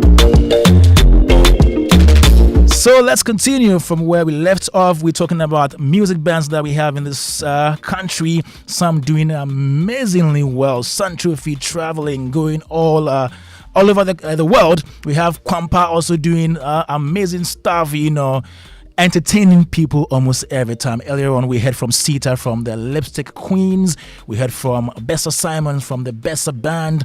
And in-house here, Beatsman is an audio engineer. We have Uncle Ken, broadcaster, all here to help us with that discussion. Now, let me come to Asa Nkansa from Kwampa. What do you think are the challenges that you're facing as a band, Kwampa as a band? Focus on the positives, but because you know the challenges you would always meet them. But one thing I think would be a challenge is people booking the band, and they want you to play pro bono, or they would want to take care of just transportation. And for instance, about 3 months ago, a gentleman called me from Pram Pram and said he wanted Kwampa to perform at I think it was a traditional birthday party or traditional wedding. And we talked. I gave him the rates and everything, and then he said, oh, he's doing this with his brother, so he'll call back. He called back, and he said with his brother, they've decided to pay 800 cedis. And that is Odemeba. And then I said, but that's all, no, like traditional, but that's what they can afford. And I'm so okay. Unfortunately, it doesn't cut it for us, because even the fuel we'll have to buy to get to Pram Pram and get back to Accra. It doesn't meet the thing. He said, okay, so he will discuss with his brother again and call back. And then anyway, like it was a full discussion. This is what he was saying.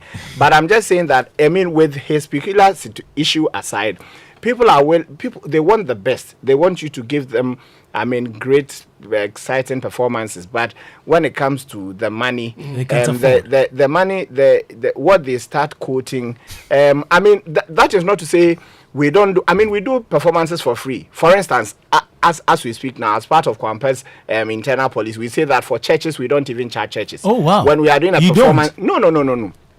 And every band member understands. It's what we have decided to do. That when you are doing a church performance, we don't charge. Whatever the church will bless us with, it's fine. It's something we have decided to do. Basically because of how the band started. We started in church as church instrumentalists. Yes. Do you do hymns as well? Exactly. So, we started in the Presbyterian church. So we import their hymns from their original environment, and then we superimpose them on palm wine rhythms. Yes. And then we do them. So the Monda Nyamiasi Damon Kamfu on the praise team, we put all of them on the. I've not heard you do gospel before. Come again. I've not heard you do gospel renditions. We do because there are events where you are supposed to do strictly gospel. Like just 2 weeks back in Kumasi, there was an event and we had to do strictly gospel. So we do that. I mean, it's something we do. So for churches, we do not charge, but people will call and expect that. Oh no, people will call and then whatever charge you give them, they want. Now when you try to talk and explain things, they are like, hey, Nansemo Basu, hey, Nansemo, hey, Nanansiana, hey, Mo Chemo. But don't know. You see, for instance, for the band, this is what we do full time. For Kwampa, every member of the band, this is our full time job. We don't do any other thing. This is our full time. At the time the band was starting, we had our own stuff we were doing. But after about a year, we decided that we are doing this, either do it or starve. Yes. And this I learned from Uncle Ebo White, and I say big ups to Uncle Ebo because he's been very influential in setting up the band. And so this is what we do full time. You do your 8 to 5. You at the end of the year on year, you expect your employers to increase your thing. I mean, you expect controller to add some in the case of government people. But I'm saying but you see, we need to grow. For instance, when we started, we were using Opel Astra, and so we did not have the luxury of moving around with a full set of equipment. Usually, we'll come with the backline, and then the event venue will provide the front. Or if it's in Accra, we have a number of people we work with, so we call them, and then they will bring the front, and then we always go with the back. But of course, you don't expect this to remain forever. Ideally, we are to come with everything we set up. We know our sound already, and so we give off the best. But so unfortunately for me, that is the challenge. People are not willing to elevate the amount they want to part with. 5 years. See, our very first paid gig as a band was in 2017 September. Almost 1,000 Ghana cedis, and the gig was in Koforidua. And for us it was exciting because that was our very first paid gig. Very first. We started the band in July, and then in September we had that paid gig, 1,000 cedis, and we were supposed to go to Koforidua and come back, and we're excited. Now in 2023, we still do gigs at 1,000 cities, depending on what the band, what we want to do. If it's something we want to do, we don't consider the money. We will do it. That is because we have decided. What's the highest amount of money you've ever charged?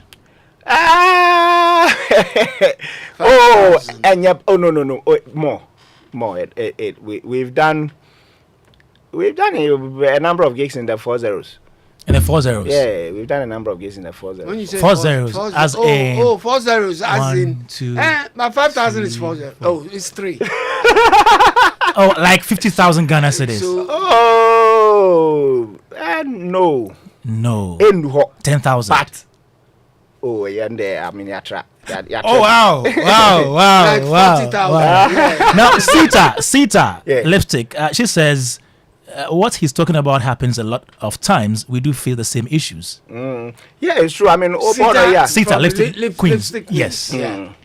So now, I mean, what happens is we tell you now. We once we give you the rate cards, and then you go through and you know where you fit, and then we talk. If you think we should do something about it, I go back and I tell the team, Charlie, we said this is how much they can afford. What do you think? If we agree, fine. If we don't, I come back and I tell you so. This is what happens if you can't. I mean, let's just look at an. But Kwame, you see, in event planning, it looks like music is placed in a certain category whereby music in a day. Let's reserve them. Last. You know, that kind of thinking, and it's wrong. Seriously wrong, because like he's saying, here are people who spend their day rehearsing. When people are at work, that's their work too. Yeah. So they spend their daytime rehearsing, waiting for a gig so they can perform. And this is not one person, not an individual, like No. 4, 5, 6, 7, 8, 10 people. Exactly. Yes. Exactly. How do you? I know as human beings you may have conflicts.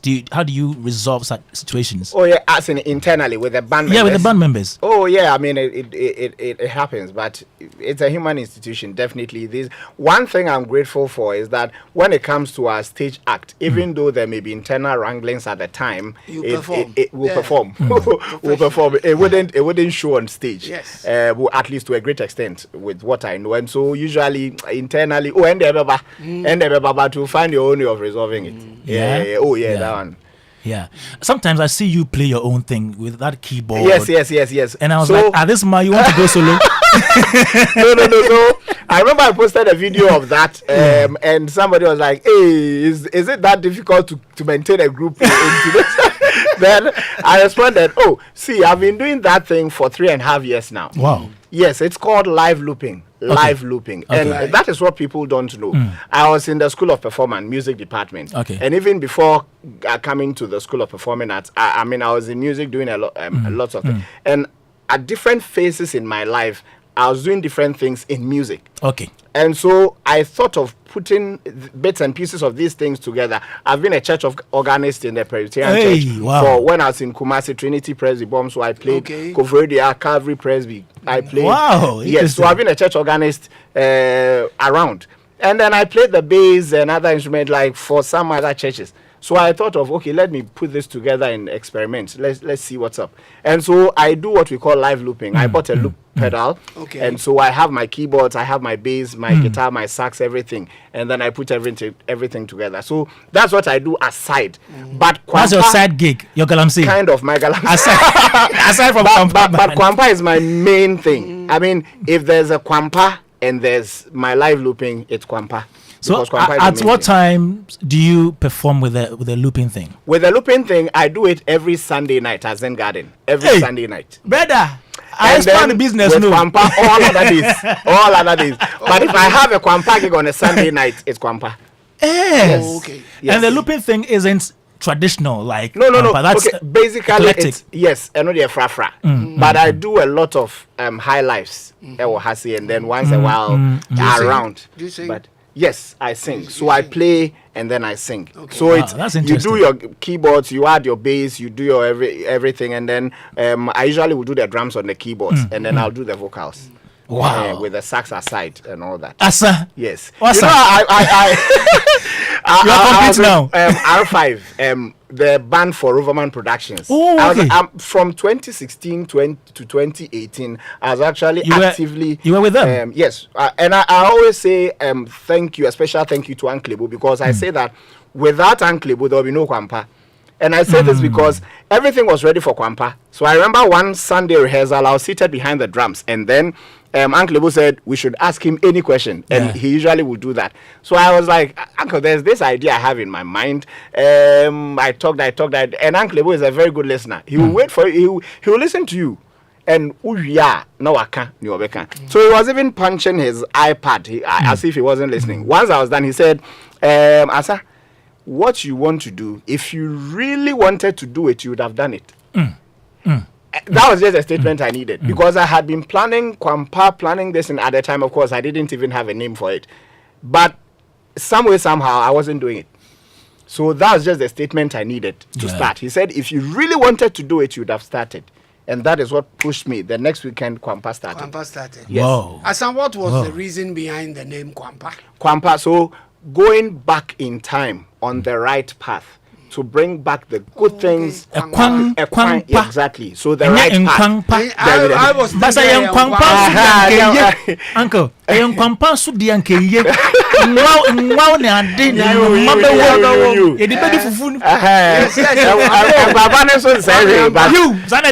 originally the name is Kwampa, so we are just going back in time. Storytelling, it is part of what we I mean, our proverbs, our language. Yes. Jato. Which one is that? Kofi, what about that? Kofi. Which one is that? Which one is Jato? Oh, we Kofi is an insider. Kofi I see. Is supposed to be part of Kwamba. Wow. Sita again. When you mention the price, some can ask you, hey, so do you get people to pay you that amount? Ima, how much do you charge for a gig in Ghana? I added in Ghana. Okay, just recently I decided to give an amount. So Ushena, it's either we come and do it for free. Yeah. For you, or it has to be that amount. Okay. Yeah. Okay. How? Should I mention it? Mention it. Kofi Mimbo. Oh, boy. No. Oh, it's part of the marketing. We want to let people know how the real situation. Have that. You Because decide to either do it for free. Or that amount. Charge a certain Exactly. amount. The reason being yes, somebody might pay you 5,000 cedis. They think they are actually paying you the right amount. Yes. And if you don't make that clear to them, say, okay, well, this is not my rate. This is something you just But if we don't keep that, so when you call me first, I'm gonna tell you, Monsieur Kofi, bit menace. You guys are putting me on. I'm gonna tell you the rate. So anything below that, we could do it, but. And you say no, that's Ghanaians for you, because if they start paying you a certain amount of money, they think that's your fee, and they're gonna spread it to other people, and it spoils your. Wow! And any challenges so far? Okay, we've had a few gigs in Ghana that they called us to go and perform, and then later they decided not to call us again.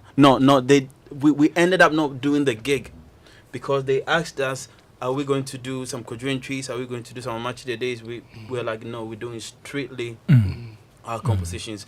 We can do tribute songs to high life legend of your choosing and include that, but we're not doing any other. So that's some of our challenges. Now, paint a picture to us when you perform outside the country. Yeah.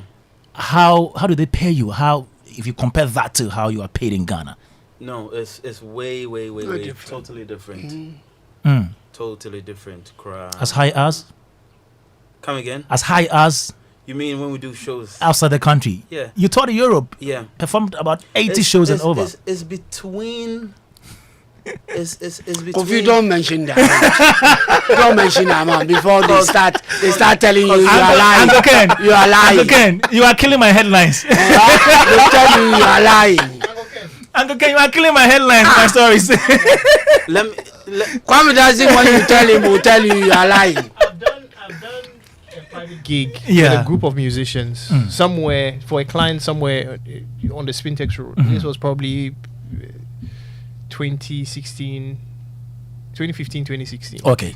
And they paid $12,000 Yes, in Ghana. So I think it's a thing of culture and how much people appreciate. Oh, it was about 12K. 12,000 what? US dollars. In 2015, 2016. How much was the rate then? It wasn't. It wasn't what it is today. It was nowhere near what it is today. Yes, but around about 4. This was definitely somebody who appreciated music. I mean, they had like a very high end system at home, and had instruments. So I think it's a culture of appreciation. Don't forget that traditionally the combined word or lingo for music, for drama, for plays and all that stuff, for folklore is agro. Okay, so I think we have also grown from that culture because it's agro. The level of importance is a bit dismissive. Okay, but also traditionally, African culture is such that there's no separation between the arts, which is a Western phenomenon. Yeah, a child is born, somebody dies, somebody marries, somebody does some exploits. You see performance of fashion, you'd see poetry as part of the prayer. It's poetry, certain buildings are put up, certain motifs and designs are put on the wall, certain body paintings and scarifications are done, tattoos, all these things. It's perceived as one holistic thing. So much so that in many African societies, it's even difficult to distinguish between performer and performers. Chobwe, yay! And they steer the direction of the performance. So sometimes when something is so close to home, you don't place as much value on it. So education, socialization is important to sensitize people. So that, I mean, in most African societies, if somebody wants to do something creative, they'll tell you, go and get a real job. Why can't you be a lawyer or a doctor or whatever? You understand? So I think there's a culture of that sort of thing happening, and I guess we need to be intentional when it comes to certain things, you know. Frankie Five says very soon, all these performers will have to pay 1% of their performance revenue to the Creative Art Agency. There is hope. Frankie Five. Yes. Frankie Five. It's in the act, though. No. Who sent Frankie Five? Frankie Five. And why is he propagating Creative Arts Agency matters when he says he has resigned? But he's still in the creative industry. And so he's reminding us. Yes, that very soon you'll be paying 1%. Tell him good evening. Especially the hotels and the corporate world, for their 7.5 withholding, they'll take it. They'll take it. So once you send them an invoice and they will deduct right there from source. So that withholding tax, it's already deducted every time you are supposed to receive payments. But this is separate from the withholding tax. Definitely. My issue with the bill, and I've read the bill, I feel is very scanty. I can't judge it yet because the legislative instrument is yet to be passed. However, a thing must be said about, I'm all for taxing, for taxes, but we need to see our taxes put to work. Okay? Now, if you take the idea of collection societies, CMOs for instance, it's never worked in Ghana. Yeah. In the days of analog, they had something called pro rata rate. Okay? Where you had, when you make duplicates, mechanical sales, there was a certain percentage that was critical in determining what the wholesaler, the retailer, and how it fed back to the artist or the record company. System help back then? Well, in the rest of the world, it did, and here's why. Now we are in the digital realm, right? A lot of people often say that digitization is making everything easier, which is true, but not necessarily accurate in every sense of the word. Okay. And here's why.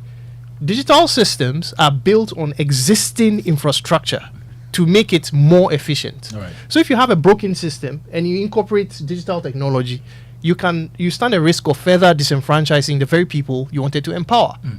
So why would people be paying this 1% tax when the government is not being proactive to listen to people in industry to make sure that the right things be done?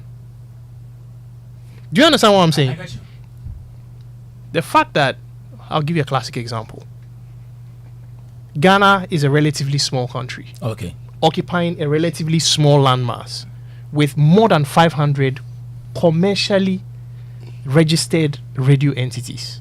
I don't know, Kwame Dadzie, do you know that in the whole world, Ghana is actually one of the countries with the most saturated airspace when it comes to media? If you take our population, the landmass, and the number of registered commercial entities, do you know what that means? It means these guys, we who make music, we who do creative stuff, nothing happens without the use of music. Even LPMs. You're doing live presenter mentions, you're playing music in the background, you reduce the volume. Yeah, buy a Angel Mosquito Coil, whatever. They didn't sponsor this program, so I beg you. But you get the gist.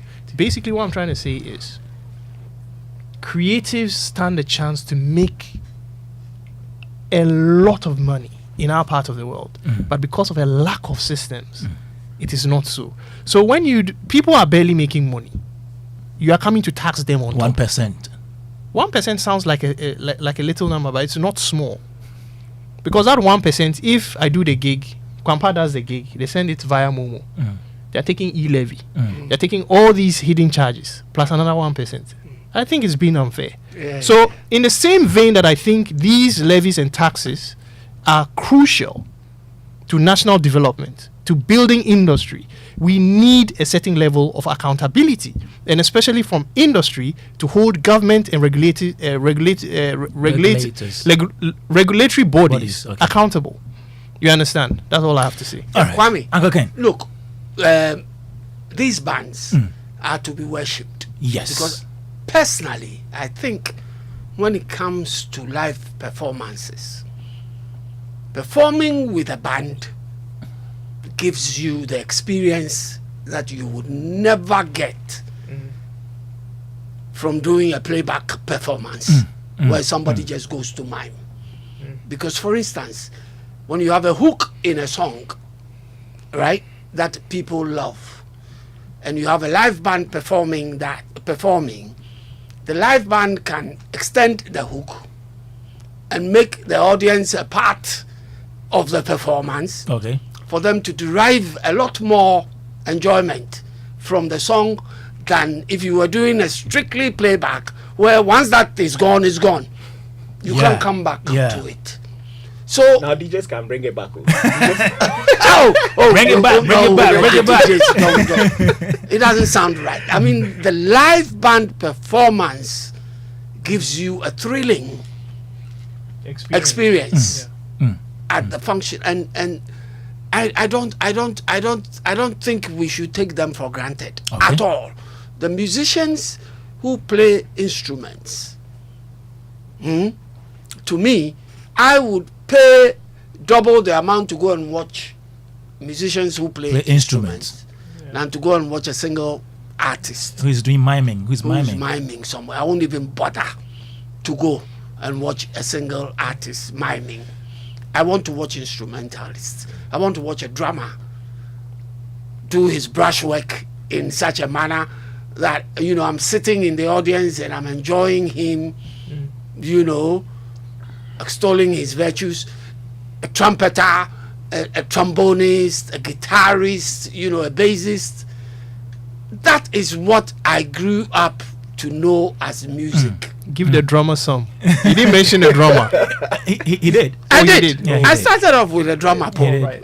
Timekeeper. So it is not for nothing that the VGMAs decided to have a carpet band.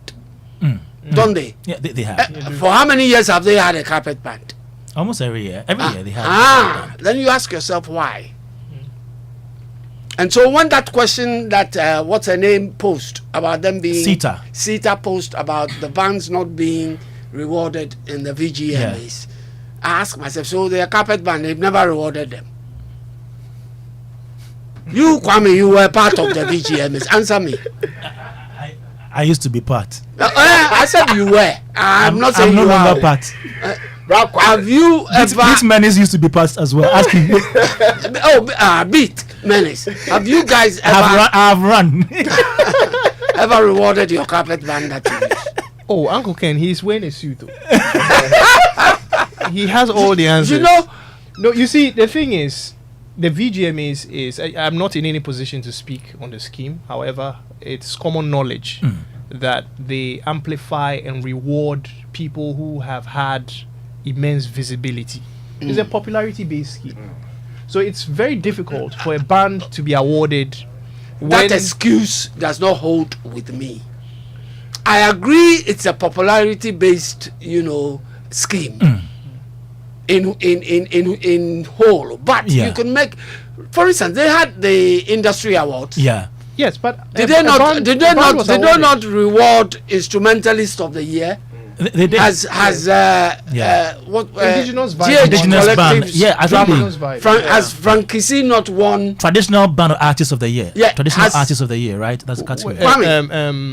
Indigenous Vibes. Yes, they are a band. Okay. Yeah. Okay. So but 2019 we got traditional artist of the year. Yes. Okay. 2019 and then 2020 we were nominated in the group of the year. That is 2020. You see, there were 4 of us in the group. Okay. Was it at the main VGMA? Yes. Main, The popularity. So if you can do that, why can't you award the bands too? I think. If you can do that, why can't you award the bands too? Because I was even going to suggest you award the bands in your industry category, which I think they didn't do last year. But Uncle Ken, for some strange reason. Let me ask this real quick. Victor Day has won Instrumentalist of the Year before. Yes. Frank Kissy has won as a drummer, has won Instrumentalist of the Year. Uncle Ken, a majority of the bands we have are cover bands. They are cabaret bands. They are not bands with original repertoire. Oh, unfortunately. please. Oh, no. I'm not. This is not to take away from the point you made, and I actually do support you. I think we need more visibilities for the band. I mean, you and I have spoken for years, and I keep saying that for decades, the bands are the core reason Ghanaian culture have been marketed outside the shores of Ghana. It's not even debatable. And it is rather tragic that there is a compartmentalization of the bands and people in the popular / secular space.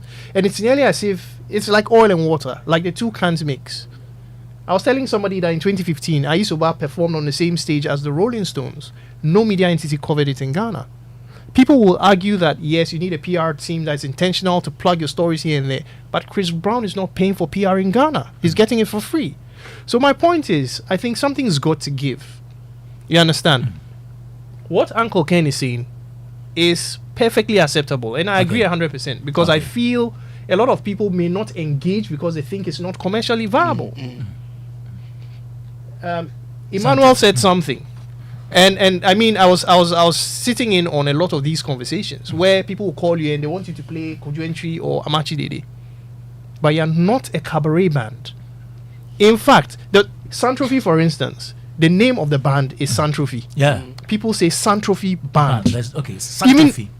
Kwampa is Kwampa. Kwampa is not Kwampa band. So even the concept or the idea of normalizing a band just has a name without having to add the word band to it. It's like saying Kofi Boy.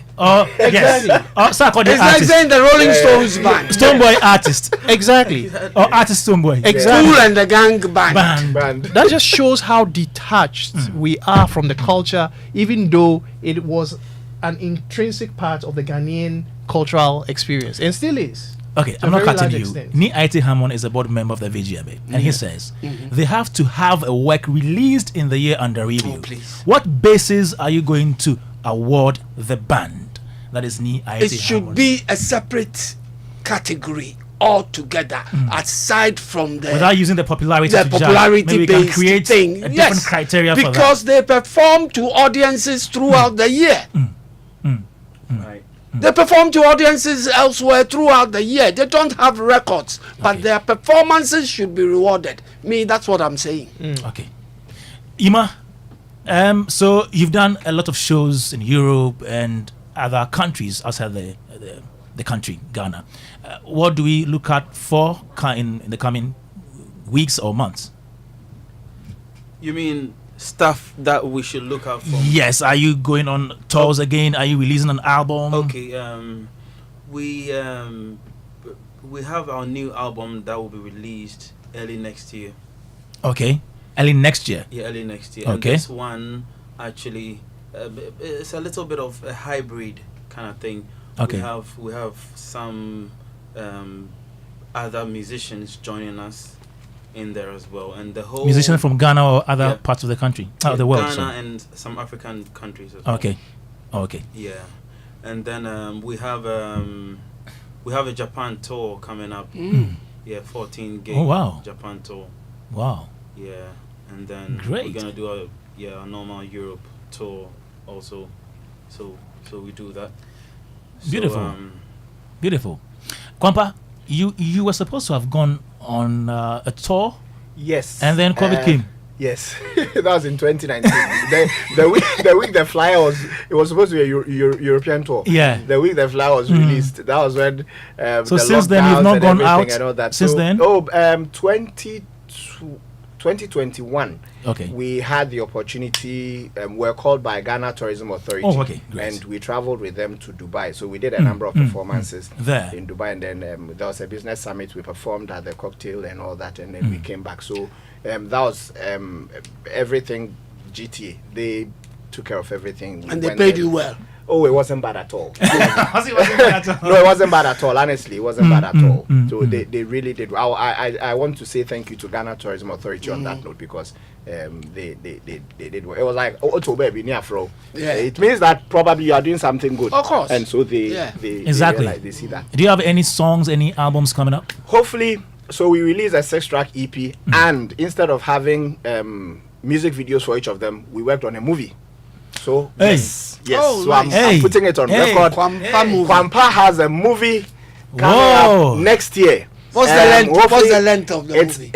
I think it's an hour and 45 minutes. Oh, a complete movie. It's a complete movie, and it's not just Kwampa. So it's a story that has the music in there. So it's more like a palm wine musical. Wow! But we did not just do Kwampa. So we had Fred Amugi, we had Pascaline Edwards, we had quite a number of them. Aaron Adachi, a number of them. So it's at the editing bench now. Hopefully next year. That's a big one. Yes. So I'm putting it. So it's a musical. Yes, but it also has dialogue, like actual speech and all that. But it's a musical. So all our 6 songs on the EP is featured. Yes, featured. They are featured in the. Awesome. Awesome. Highlight on steroids. Yeah, I like your agenda for highlight. That's a brilliant. That's a brilliant idea. Yeah. I love that. I look forward to seeing that. Yeah. All right. So thanks so much, Andrew Asa Nkansa from the Kwampa band, and then Emmanuel Ofori from the Santrofi. I said Kwampa band from Kwampa, and then Emmanuel Ofori from Santrofi, and then to you, Uncle Ken, who is with us here on Joy FM, and then Beat Menace. He's an audio engineer. It's been Showbiz A to Z on Joy 99.